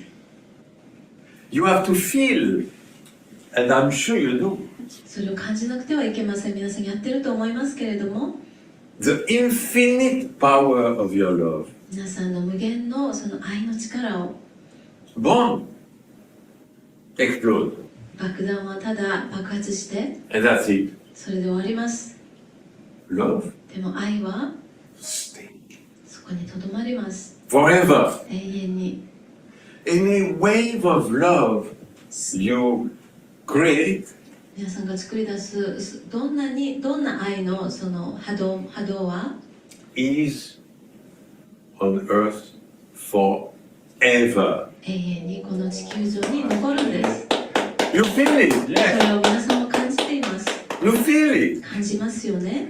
One thought of love 一つの愛の考えが is more powerful than all armies of the world. 世界中のすべての軍隊の力よりも強いんです。 Oh yes, they can kill millions of people. もちろん彼らはもう何百万人殺すことできますけれども、 But one thought of love, でも一つの愛の考えが no bomb can be more powerful. 思いがどんな爆弾よりも、どんな爆弾がそれよりも強いわけではありません。 Your love, あなたの愛は not only my love, 私だけの愛だけではな your くて love, each of you. 一人一人の皆さんの愛が Don't feel, oh, what can I do? I cannot do anything. 私何にもできないし何の力があるんだろうと思うかもしれません。 You can do everything 皆さん何でもできます。 with just one thought of love. 一つの愛の思いで Atomic bomb have radiations. 原子爆弾というのは、放射線ですね。 You can measure them. それを測ることができます。 But the radiation of love, でも愛の放射線というのは you cannot measure it. 測ることができません。 Why we cannot measure? なぜ測れないんでしょうか。 Because it's infinite. それは無限だからです。 In one thought of love, 一つの愛の思いが there is infinity.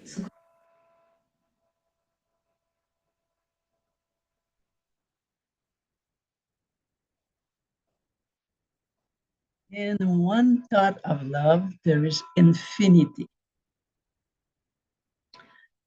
I selected that segment of his speech, which is very recent. It was at the beginning of November, on the 5th of November. Because it's in difficult times like we are living now, we may be a bit fragilized by all the negative thoughts around us, but this video is very empowering. And the hope that it brings that we can do something.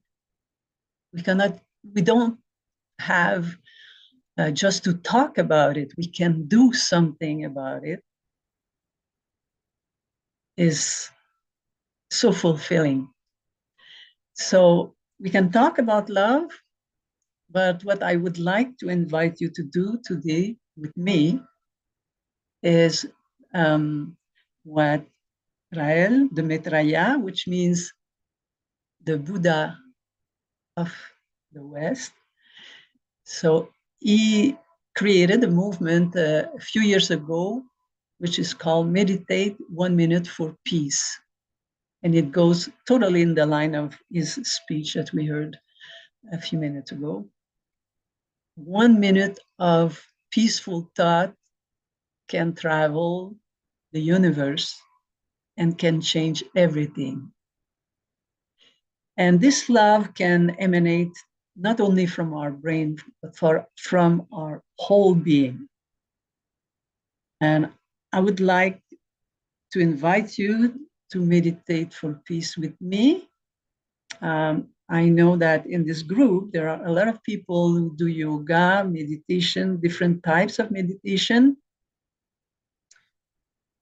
All of those techniques have one thing in common. They bring inner peace. Let's imagine our humanity is like one human being made of 8 billion cells. All those cells have their own vibration. And when we meditate for love, we actually send our inner peace out of our own body. We are ourself like a transmitter, and we create a domino effect on our surrounding. We cannot measure it, but it goes and it's amplified by the number of people who meditate at the same time. So since we are a big group in this virtual meeting today, I would like to invite you to just close your eyes and breathe deeply.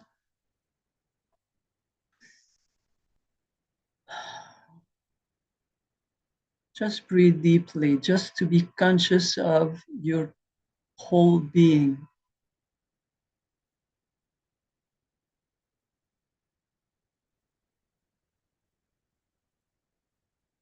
Just by focusing on your breathing, you feel that your thoughts are being more quiet. It's like if when we focus on our breathing, our brain is getting empty. We are slowly through that intense breathing, reaching the silence. We are slowly silencing our thinking brain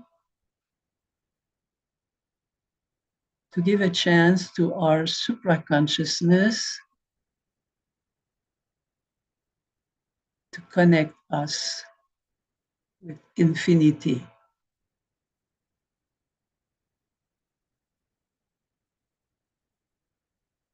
Feel the pleasure of that silence inside of you.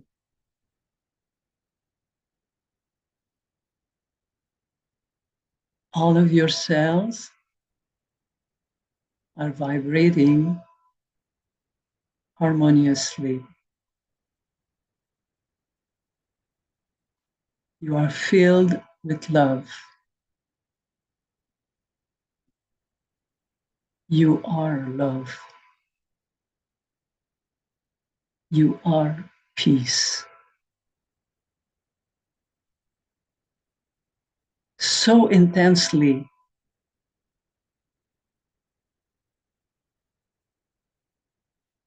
that it starts going out of your body.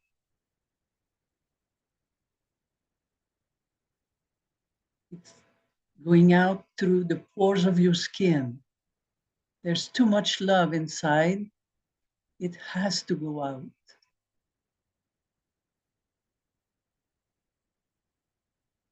And it starts traveling through the walls, through the ceilings, all around you, with no limitation in space and time.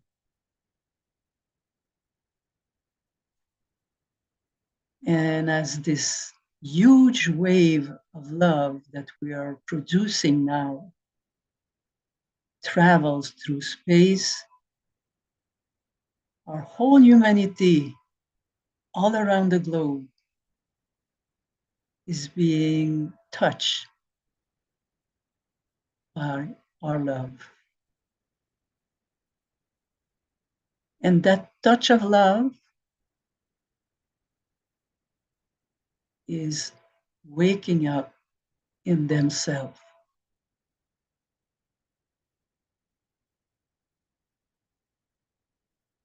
And they do the same. And love travels further and further and further. The whole planet now, you can sense it.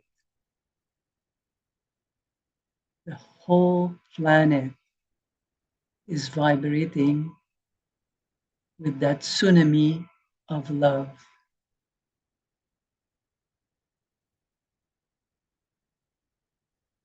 Feel that peace that you create, but you're with your thoughts of love.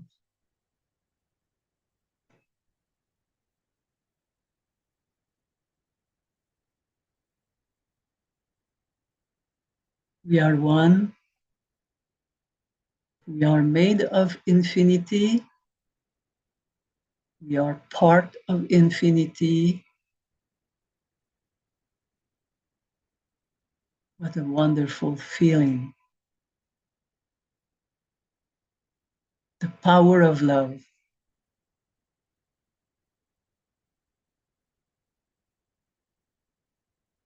Unconditional love. For the beautiful creation of the Elohim. And gradually, keeping this wonderful feeling inside of you, I thank you for joining me and for sharing the power of your love. Every 59th minute of the hour, wherever you are on this planet, people meditate for love. So don't wait for an email invitation. Just look at your clock. If it's 9:59, take a minute and feel love. And when you feel it, it goes out of you and it travels with no border.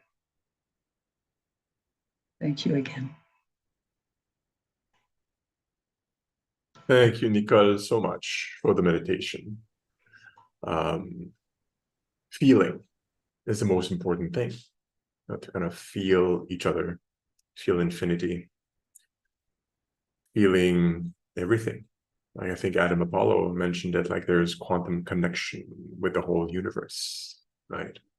So if we, and Rael in his speech in the video, talking about how love, thoughts of love is more powerful than atomic bombs, and it has a immeasurable reach. We don't really understand it yet. So it's really important to get together, and even if you don't see other people thinking about love, now you know there's a large amount of people that do it every hour. Even if you don't know they're there, they are. So you can synchronize with them. I think we can continue actually in this with this vein, with this vibe, I should say. We want to talk about to finish basically this conference for the last bit. Want to talk a little bit more about disclosure, what's happening with disclosure. We'll do this with wonderful Neil Gar, and after Neil, I will talk about what the Alliance is actually doing, what it has achieved over the year, for one, and also what's the plan for next year. For those of you that are connected with the organizations or as individuals, to latch on to follow us and to support the activities of not only the Alliance proper, which is the diplomatic elements, but also its whole network, which is a network of love and information and freedom. So let me, I mean, you already know him. We've heard him all throughout this evening. Neil is going to talk about the last 100 years of disclosure, basically, and the history of it. And for those of you who don't know, Neil has had a journey of his own. It started over 20 years ago, really. It comes from humble beginnings, brought up in a Hindu family, and in the US, was it? Yeah. In England. And then I moved to the US. Okay, there you go. But what's amazing about your story, and I'll let you say a little bit of it, because I know the story is, there's a whole concept around it, but it's a story of awakening and consciousness, I think, would be a good way to describe it, and providing us with a portal to ascension for this conference, but also the many, many, many other conferences that develop the concept of consciousness, unicity, and love. I appreciate you, and I see you, Neil. Thank you. Thanks, brother.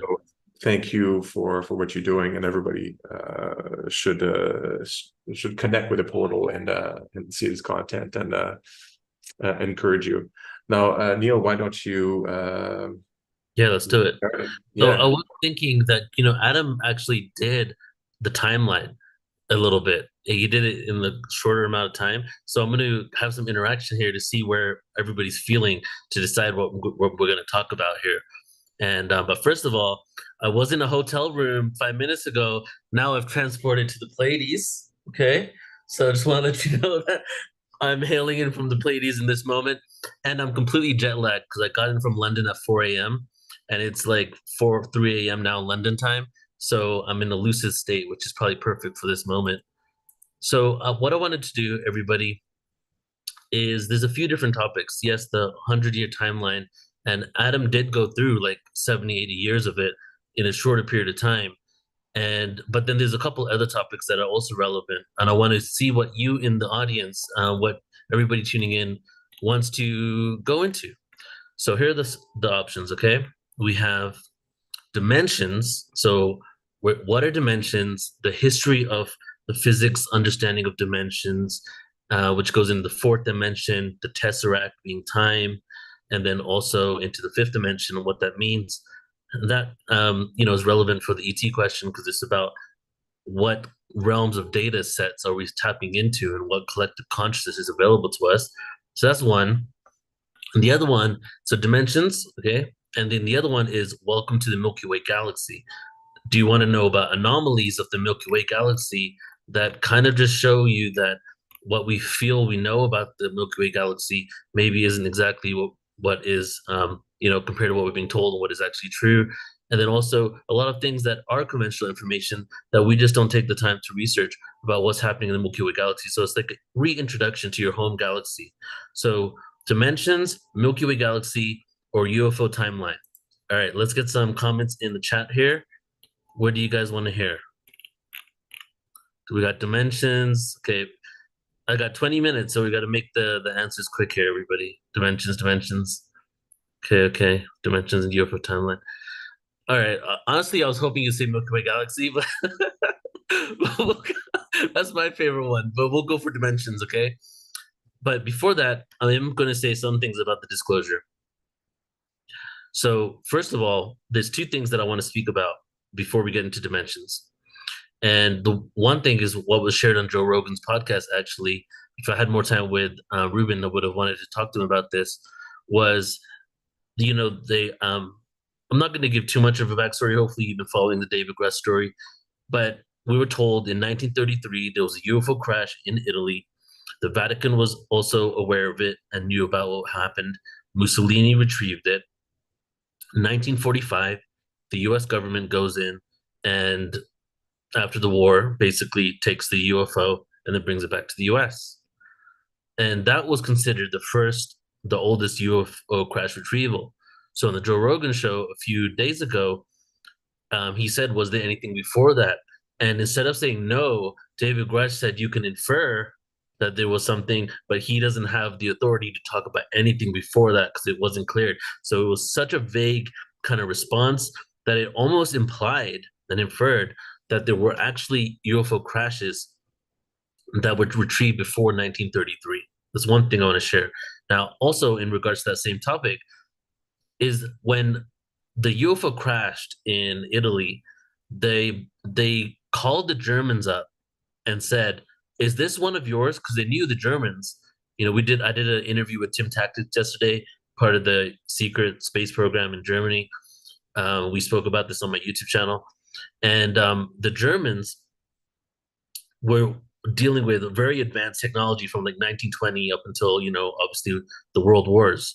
And so Italy knew that. So they called in the Germans and said, hey, is this yours? And the Germans are, no, but I would love to find out what it is as well, which started a joint effort, scientific effort between the Germans and the Italians that could have been the preface and even partly the main reason why they became allies during the war, right? And he also alluded to that the World War II could have actually had to do something with ET technology. It was very vague about it all, but the vagueness kind of like you have to read between the lines, and that's some of the stuff that I extracted from there. So that's very interesting because I'm starting to get to a point where I'm feeling like almost every war, almost every war has something to do with extraterrestrial technology and the advancements and the disclosure of this information. A whistleblower told me many years ago, if there's one thing that the Russians and the U.S. Government can agree on, is not to disclose the existence of extraterrestrials and UFOs. It's like this unspoken secret that these organizations and these places have. Another one is nuclear bases. We talked about that a little bit. I just want to clarify this.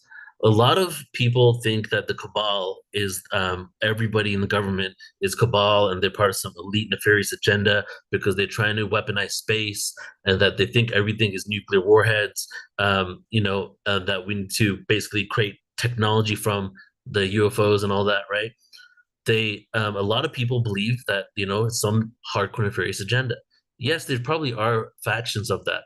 But the way I see it is that many of these people in political office, were generals, worked in the Air Force, are in national security, and all of them, all the congressional members and beyond, all are involved in national security because that's part of their job, even though they're corrupt on many other levels. That's part of their job is national security. What happens when you see unidentified craft, and they're not in the world that we're in, flying over nuclear bases?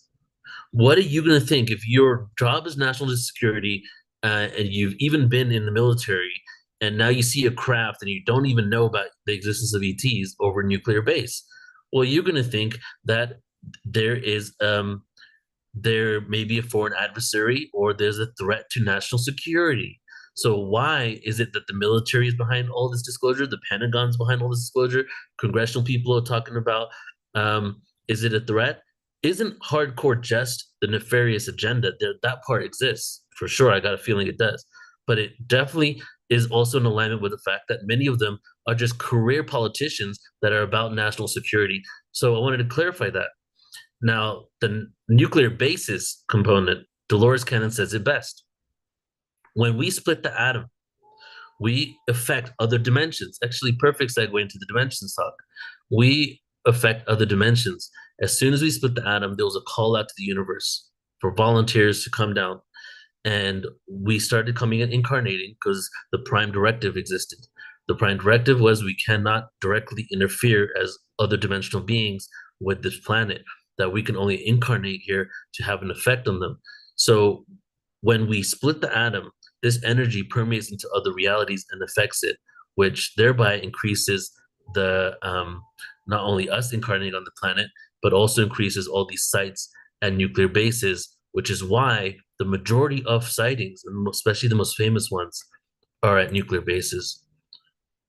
So that was just a bit of what I wanted to share there before we get into the actual meat of this discussion on dimensions. So I believe I have 15 minutes, so we're just going to do this briefly here. And this full presentation is called Galactic Origins, Dimensions, and Black Holes. And the whole thing is on my YouTube channel. And also, if you sign up at PortalToAscension.org, you'll get access to this event.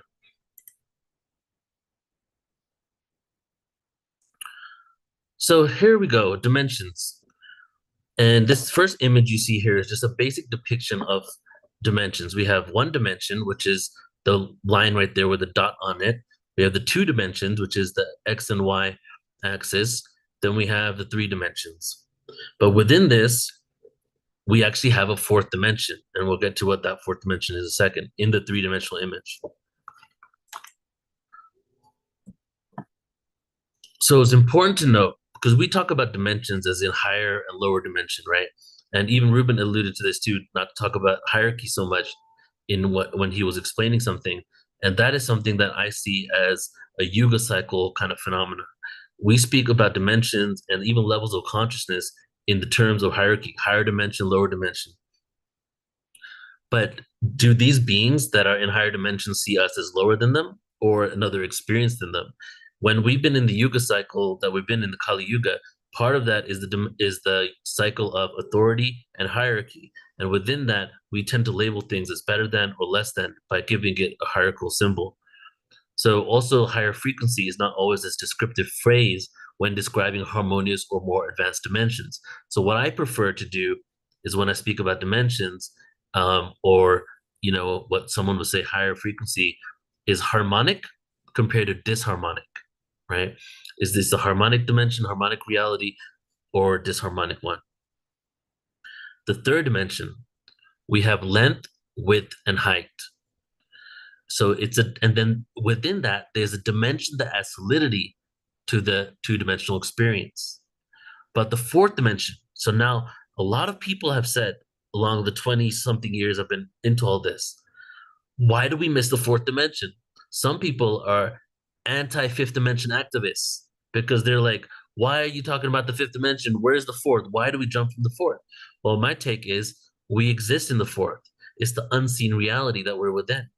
And you can see this dimensional graph at the below right there. We have length, width, and height, right? 3 dimensions. You don't have an actual space-time reality until you lodge an object within the 3 dimensions. The lodging of that object in those 3 dimensions is the fourth dimension. The existence of our physicality and our reality and us moving through those 3 dimensions is the fourth dimensional space. Some people call it time. It also could be in the astral dimension. So time as the fourth dimension. In the theory of special relativity by Einstein, time is considered the fourth dimension. In this theory, space and time are unified into a fourth dimensional space-time. And in mathematics, we have the fourth dimension, which is often considered a spatial dimension, but exists beyond our 3-dimensional physical reality. So what I'm doing with this slide here is showing you the different areas of study and how they perceive the fourth dimension. So in string theory, they propose the existence of extra spatial dimensions beyond the 3 that we're familiar with. So spatial dimensions would be space-time and us moving through it. And in parallel universes, in some interpretations of theoretical physics, the fourth dimension is associated with the idea of parallel universes or alternative realities. And then, of course, in our world here, the spiritual and philosophical dimensions, the fourth dimension can be viewed as a realm beyond the physical where consciousness, spirituality, or higher states of existence reside. It is often considered a dimension of experience or perception that transcends a third-dimensional world. And in time travel, which we'll get to in a second, an individual may move through time as if it was a spatial dimension, allowing them to visit the past or future. So the fourth dimension could not only just be time and solidity within those 3, but also give us the ability to move through time if we can tap into it. The way I see it is that we have been, for lack of a better term, a victim to the fourth dimension, because the fourth dimension is time. We age, things move forward in this linear fashion. We're stuck within this timeline. Part of us moving into the fifth dimension, which is, we'll get to in a moment, is us becoming the masters of the fourth dimension. And when we become masters of the fourth dimension, we become the masters of time, which is also a Dwapara Yuga, the age after the Yuga, Kali Yuga phenomena. It's the beginning of us being able to understand how that works by us harnessing energy and the quantum reality. So 4D, extra dimensional time or experience. Astral dimension, physicists considered it space-time. And mainstream science, this is from an article that was on a news station, that now they are proving through different studies in quantum physics that fourth dimension exists. And how are they finding out about the existence of a fourth dimension? Well, from the rotation and the light being sucked into a black hole. Well, that's very interesting, because what does a black hole do? It warps space-time, and time as we know it bends in that area. So we're able to perceive the fourth dimension that we're within, that many people take for granted because we see the 3 dimensions. We don't know that us existing is the fourth dimension. You and I, we're vibrating frequencies. There is no solidity, right? How come we're all of a sudden seeing each other as solid beings within the spatial reality of 3 dimensions, right? And that is the 4th dimensional experience.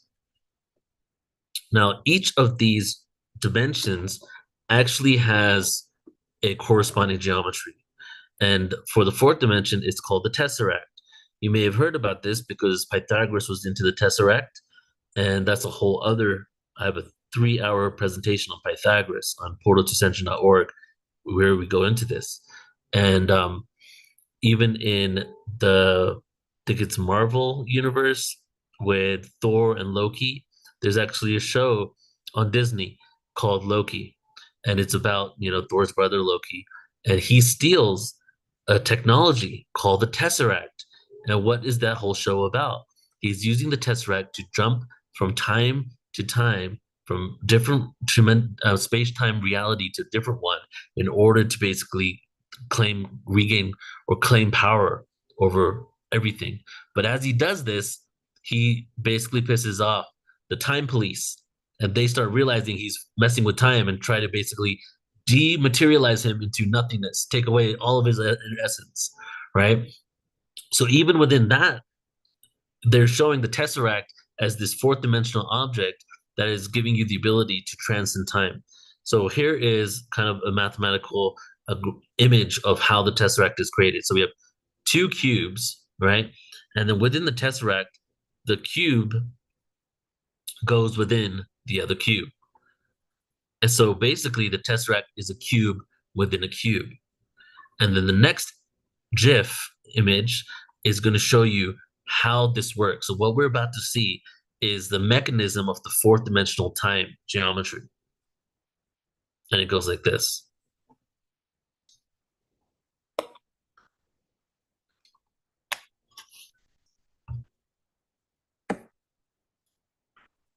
Just in case you didn't see it. So it's going, it's like a bottle in a boat in a bottle. So from a physics perspective, Einstein's theory of special relativity suggests a connection between space-time. So the space-time continuum consists of 3 spatial dimensions and 1 temporal dimension. For example, consider a blooming flower. The flower's position is not changing. It's moving. It is not moving up or sideways. Yet we can observe the transformation, which is proof that an additional dimension exists.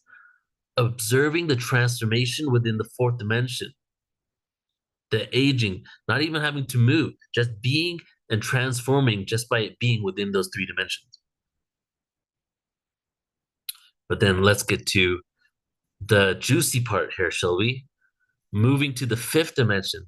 Well, it makes sense that the 4th dimension is skipped because we're not really skipping it because we're in it. So it's a thing to transcend while we're within it, and to realize that we're in it. Like the law of 1 calls us the 3rd density beings, which is not 3rd dimension. 3rd density is 4th dimension, right? So there are people out there that speak about us existing in 4D. If we are moving to the 5th dimension, we could be moving to 2 dimensions of time and 3 dimensions of space that equals 5 dimensions. Right now, we have 1 temporal dimension, the 4th dimension. What happens when we have an extra dimension? Well, we still exist in those 3D realities, still see things as 3D, but now we have 2 dimensions of time. Time as we know it becomes more fluid. Linearity no longer exists as we knew it, right? And this, got to tie in the ET first contact thing here, is a reality where there are many beings that have already transcended the 4th dimension. What happens when you transcend the 4th dimension and no longer a victim of it? Well, then you're no longer a victim to the elements. You don't need to be in a Goldilocks zone. You don't need to have certain oxygen levels. You don't need to have things go specifically the right way for your planet to exist, for you even to survive, because you now are the master of that reality. And then you go into the 5th dimension and you become the creator of the reality, and those elements that you needed when you were in the lower, again, hierarchy here, but in the lower dimensional existence of experience, you can actually, you no longer need those things to survive and thrive. So what's happening is we're moving into this phase now, and I don't want to have time to show you the graph of the Milky Way galaxy where, I show you scientifically that this is actually happening.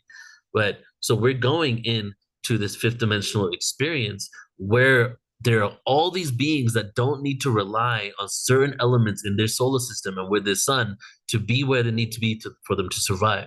So what does that do? Well, it creates way more abundance of life in that reality than we have here. The integration point. So I put a triangle at the back of this because, even the fifth dimension, it has a different geometry. I'll show you in a second.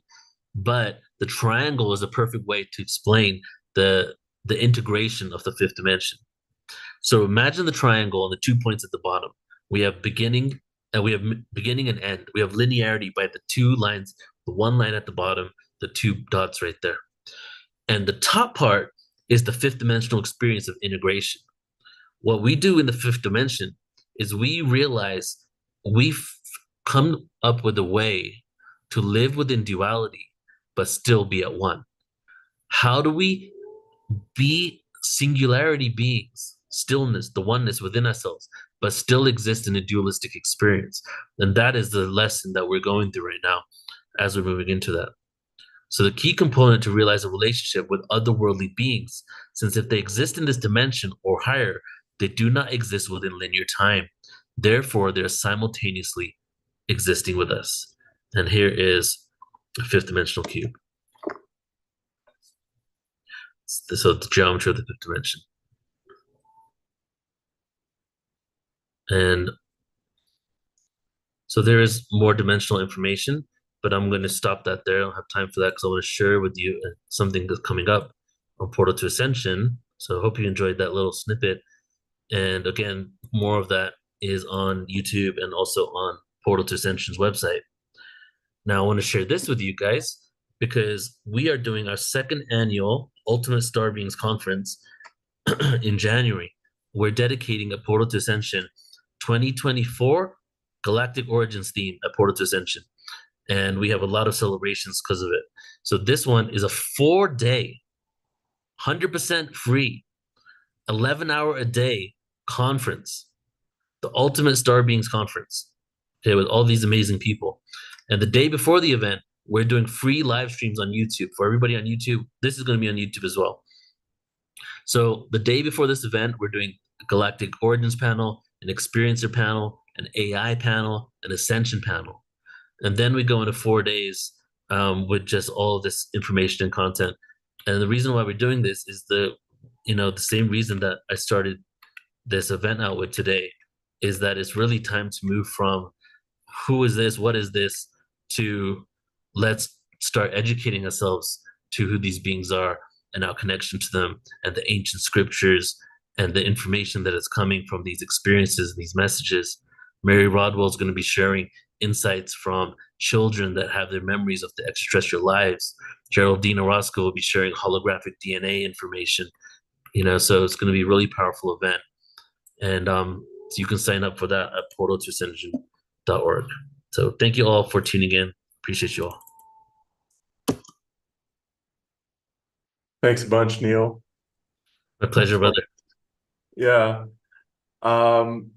And appreciate you also, Scott. Thanks for being here as well, because this last segment, I think, it can involve, I'm going to give news, of course, but I think it can involve all of us, because I would like to have the participation of the chat in this. Like, I'm going to give a report about what happened in the last year with the Alliance, kind of a final report, and what we're heading into. But the Alliance is about everybody. It's there's going to be a bit about the embassy and stuff like that. We already talked about it somewhat in the last while, but it's also about the activities of the Global Peace Tribe, and also what you're doing, Neil and Nicole. If you're still here, there's stuff that even the IRM is doing. Since you're available, maybe we can tap into that. Especially if there's questions specifically to directed to some of these organizations. But let me kick this off by giving you the news from the past year from the Alliance perspective. And so please feel free to put up questions and comments in chat. Early last year, so we go from conference to conference. right? So last conference was 2022, early October. So about a year has passed. Since last year, we more than doubled the number of supporters of the Alliance. So we went from, I think, somewhere around 800,000 supporters to nearly 2 million. And by the end of this year, because after the conference, there's often people communicating with us, we may have more than 2 million. Like we'll see what happens. And as I described earlier, one of the strategies of the Alliance is unification. So getting people under an understanding, a common understanding. I think that's what Nicola was mentioning a bit earlier. Like we tend to look at it as humans. We tend to look at the differences between each other. In this case, we're trying to look at what do we have in common. Well, we want to be part of the galactic civilizations, like we're part of the infinity. We want to be unified on the planet here. We want to see each other as beings of conscious, perhaps not even human being of importance, right? Or certainly not colors and races and religion. Like that is just us being ourselves and being unique in how we think and what we think, what we believe, what we eat. It's meaningless in the grand scheme of things. Everybody should be able to be themselves, and that means being unique. So we could potentially be nations of one, 8 billion of them, and it would still be okay, and it should be. So the Alliance has encouraged a lot of activities over the past year. Now we're 25 organizations, nearly 2 million supporters. And our aim is for after this conference, leading to the next one, which will be at the end of next year, will be to double that again. That's an ambitious goal. But, you know, the laws of exponentials are powerful. If we double every year, it becomes a big movement that can influence hearts and minds, like we talked about earlier. And that would be the objective. And that means that getting a little bit more known as an organization, as a collective of organizations, and drawing bigger and bigger organizations to us, you know, becoming a bit recognized. So that's from the networking side of things. That is the objective for me leading into next year. Currently, we also grew to achieve all that. We grew the number of volunteers because all this activity requires work, and we are an organization that's fundamentally based on volunteerism and entirely funded by donations. And we just this year started opening up on our website a way for people to donate to kind of manage operations and administration and basic stuff, you know, for the organization. We're all doing it out of love and with our sweat. Not everything, including end of year taxes, things cost money. So we started doing that during the year, just like I think last month. So if you feel compelled to help the organization in that way, that is a way, including also volunteerism, of course, which we accept everybody that wants to give time, and that empowers the organization's growth into building that network of influence that hopefully helps everybody. Like it helps Portal, it helps the Global Peace Tribe, helps the 25 organizations plus that are joining into the common goal of, you know, welcoming our ED family and becoming part of that. That is the ultimate goal. So, the Alliance keeps focused specifically on growing that, that's helping the organizations do what they do best, right? And getting the embassy built. Like that's the diplomatic, the core team is focusing on that. So that'll be our objectives. Regarding Daniel's work, like you saw his video very early on, he's the one that does the diplomatic communications part. And since he's not here to answer questions, I can tell you a little bit about what he told me about how things are going. He mentioned it in the video to a certain degree as well. There are, by inference, there's about like maybe half a dozen governments that are interested in and have been in communication with him and the core team to give consideration to the embassy, to give it extraterritoriality. And I know that since the last conference, so in the last 12 months, there have been at least 2 major meetings. Some of them included more than one government to discuss this. So it's getting not just into conversation of interest and kind of like poking around, but also into scheduled meetings, that are getting a bit more regular with some of these entities, these governments, I mean. So we don't know exactly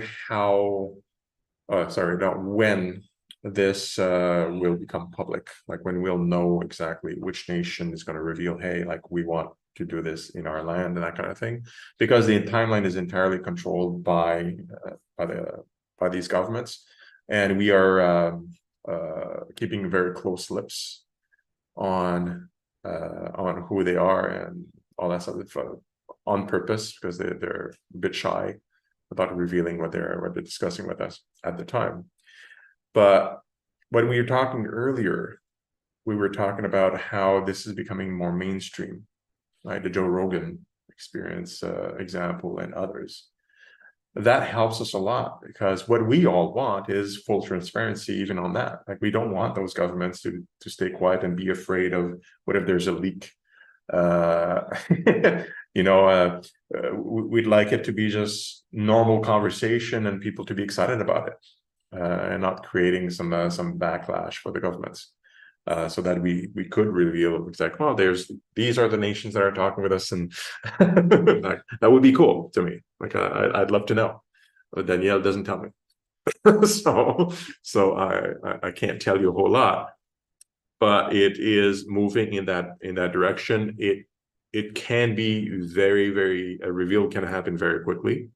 The Project Titan that was mentioned brings to the floor of the United Nations by San Marino government a motion to that'll be discussed, maybe 2024, to create that commission that'll evaluate the ET. What would the United Nations do essentially if there was ET contact? So there's a preparation officially being brought by a nation into the United Nations to discuss that, to make the committee. United Nations it's not a fast-moving entity.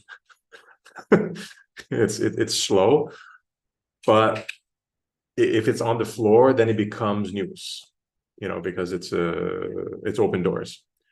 There is a question from Dia Teresi, and this is directed to you, Nicole. So I'm just going to read it for everybody, but you can answer this.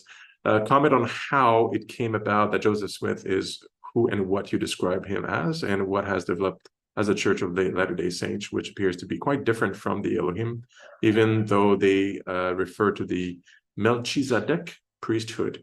Thank you in advance. So can you answer this question? Well, I can answer part of it. I mentioned that the Elohim had about 40 prophets, messengers, who were trained to guide humanity in different places of the planet, and Joseph Smith was one of them. Now, I don't know enough about the theology of Joseph Smith and his teaching, but I invite Jan to Daya to read The Intelligent Design, and she might find answers related to the teaching that she mentions there. Yeah, I do. Since I've read the book, I do believe there is some specific mention of Joseph Smith and the circumstances around his involvement in North America. There are additional books that you can be read about Joseph Smith, like outside of the Intelligent Design book, that describes a little bit what may have happened to him, the golden plates, what he wrote, and I'm not super familiar with it either, Dia, but certainly, at least from my own personal research, almost every prophet has been, how can I say this? Usually after their death has been, their message has been mistreated, I can say it that way, or misunderstood and appropriated by often men that seeking power, misinterpreted. It's so the fundamental message of the prophets is basically the same universally, if you look at it. But then the institutions that come afterwards, like the churches often, or the organizations, they're led by men, and they twist some of the messaging to their own ends. And the older the organization, from my point of view, the more twisted the message become, because there's not only just a kind of a messaging power grab that happens, but also just misunderstandings, misinformation, because they're more primitive if you go back in time. But if you look at core messaging of all of them, they all talk about love, all talk about being unique, being good to each other, being especially good to the stranger and to the neighbor, to the people that are far from you.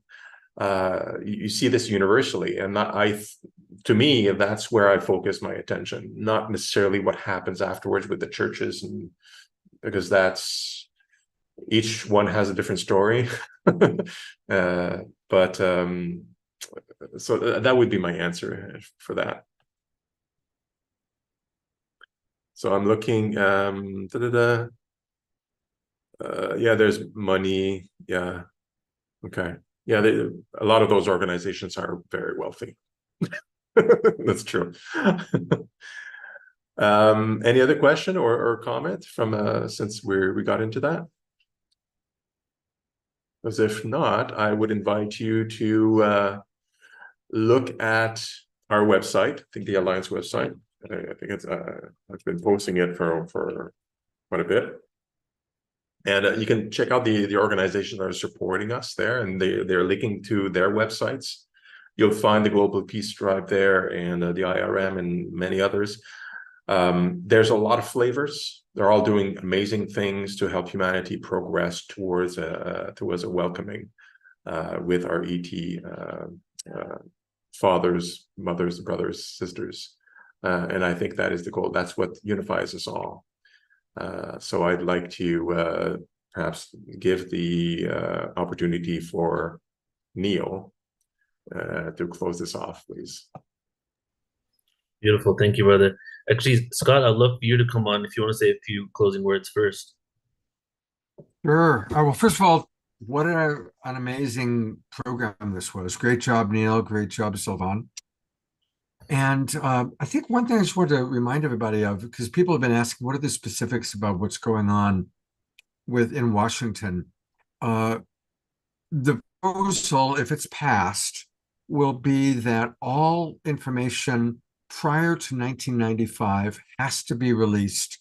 It's also a fast track. The proposal is that there will be a 9-person blue ribbon commission that will be in charge of kind of gathering the information and disseminating it. Everything must be disseminated over the next 7 years, but the first batch, which includes everything up to 1995, would be sent out by December of 2024. So that's pretty fast. That's pretty fast. And again, I got the inside scoop because I spent a lot of time with Danny Sheehan, who most of you know. He's an amazing attorney. Way back when he was a young man, who helped expose the Pentagon Papers. He represents the indigenous people at Standing Rock. He represented Karen Silkwood. I mean, this is the guy who's been fighting. He's been like the good attorney on every major case for 40 years. And he's actually working pretty closely with both the Vatican and the government in trying to make all of this happen. So in the big world, in the external world, there is exciting stuff going on. But then again, it's all about all of us, as I've said a few times, really locking arms and supporting Sylvain, supporting Neil, support the Global Peace Tribe, supporting each other to create this beautiful awakening world. Yes. And speaking of Awakening World, I want to say hi to all my Awakening World audience. And as soon as I'm done here, I'm going to come zipping into my Awakening World Zoom room, and we'll kind of chat about what we heard today and answer some questions. So I look forward to being with all of you in your Zoom room in a few minutes, in our Zoom room. But it's been really nice to be in your Zoom webinar room here, Neil, and and once again, it's always fun to collaborate. I look forward to many wonderful collaborations with you in the future. You too, brother. All right, everybody. So to close out, my closing is going to be some poetry. I feel that'll be a good way to end for today. But want to also just remind you guys one more time about the conference, the Ultimate Star Beings Conference, which is going to be January 12th to 15th, 4 days. And if you check out PortalToAscension, go to upcoming events, you'll see that we have a lot of incredible things going on from now up until then. We're putting out a lot of content. We're releasing our Atlantis conference. We have 2-day Atlantis conference, 10 hours a day, is going live in 2 days on YouTube. So you get the most fully, I would say the most fully comprehensive Atlantis event ever. 20 hours of content is going to be released. So please do tune into that. But if there was one thing that you would choose to tune into, the Star Beings one, I want to make that event 10,000 people. I want to do mass meditations where we're coming together to really shift the consciousness, but also call in the benevolent energy of the star beings so that we can start realizing that we're intricately connected to not only them, but each other. So tune into that. Okay, so now I'm going to go ahead and do some poetry. And the way I want to do this is let's all take off our cameras. I'm going to put on a journey through space and do some poetry over a journey through space. So it'll be kind of like a cool visual. And the 2 poems that I'm going to do, one is called The Void. And we're going to start out with this one. And it's split into 3 parts. So it goes the void, well, it's called the beginning. The void, the light, and the darkness. So we talk about the void that we all came from, talking about the light and the darkness, the duality and the split. And then the other one is called Rejoin the Galactic Federation, which I think is in perfect alignment for what we've been sharing all day today. So here we go. I'm going to put this video on and we shall begin.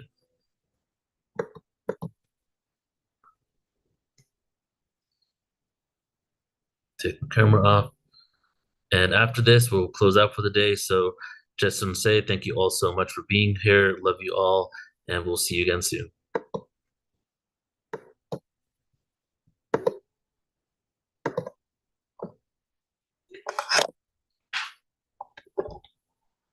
The void.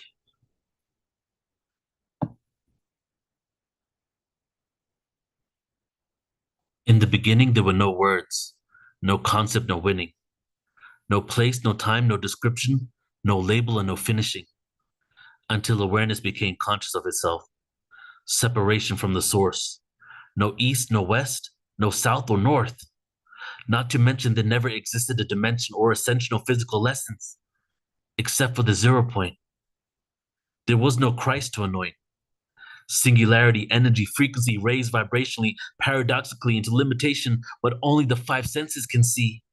No linearity, no anarchy, no galaxies, no nebulae, no jobs, no nature, no materialism, no political lies. Until darkness finally fragmented from the light, using free will to see through the night. The darkness.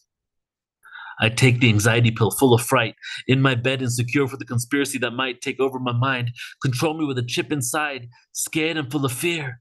That is the reason why we are here. To the star system of Arcturus I stare and recite my cosmic prayers, self-empowered. The fabric of victim consciousness I tear. The light. The destination has already been chosen. It's the journey that counts. Every day we transcend, no doubt, living in the now. realizing it's all a projection of a co-creation of our own subconscious mind.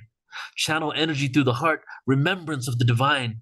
Take apart my ego and restart my life in any moment. I'm going home, traveling across the black intergalactic ocean. I took the psychedelic potion, now I'm awoken. To the streets we take the spoken word. Fly high, levitate the God inside, I'm free like a bird. Cosmic oneness integrating in my being, a full spectrum being, in alignment with the purity confined in ranges of frequencies. Inhibit what we are seeing. I shift what I choose to believe in. Fuel my light body. For the ether, we're all fiending. Fuel our light bodies. For the ether, I'm fiending. And now it is time for us to call out into the cosmos, to send out the signal that we're at our next stage of evolution. The baggage of the old reality, the old paradigm, we cannot take with us as we enter this black hole and emerge into a new dimension. And it is time for us to join the Galactic Federation.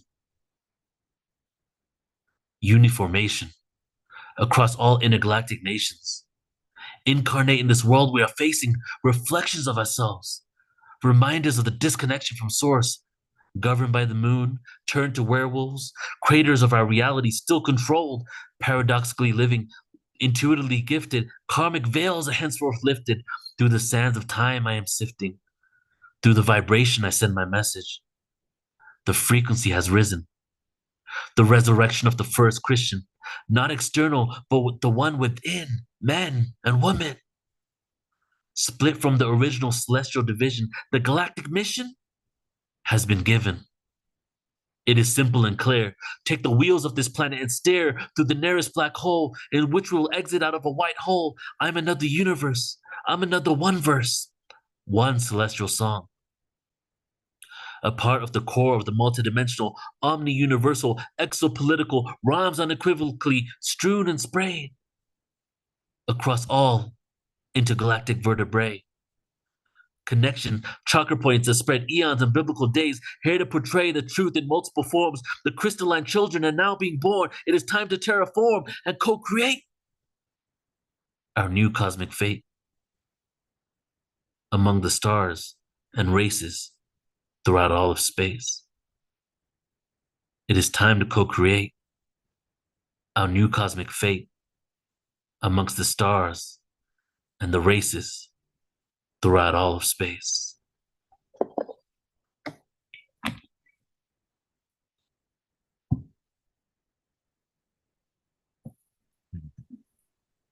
Thank you, everybody. Thank you, Neil. That was beautiful. I love your poetry. Thanks, brother. Love you, man. See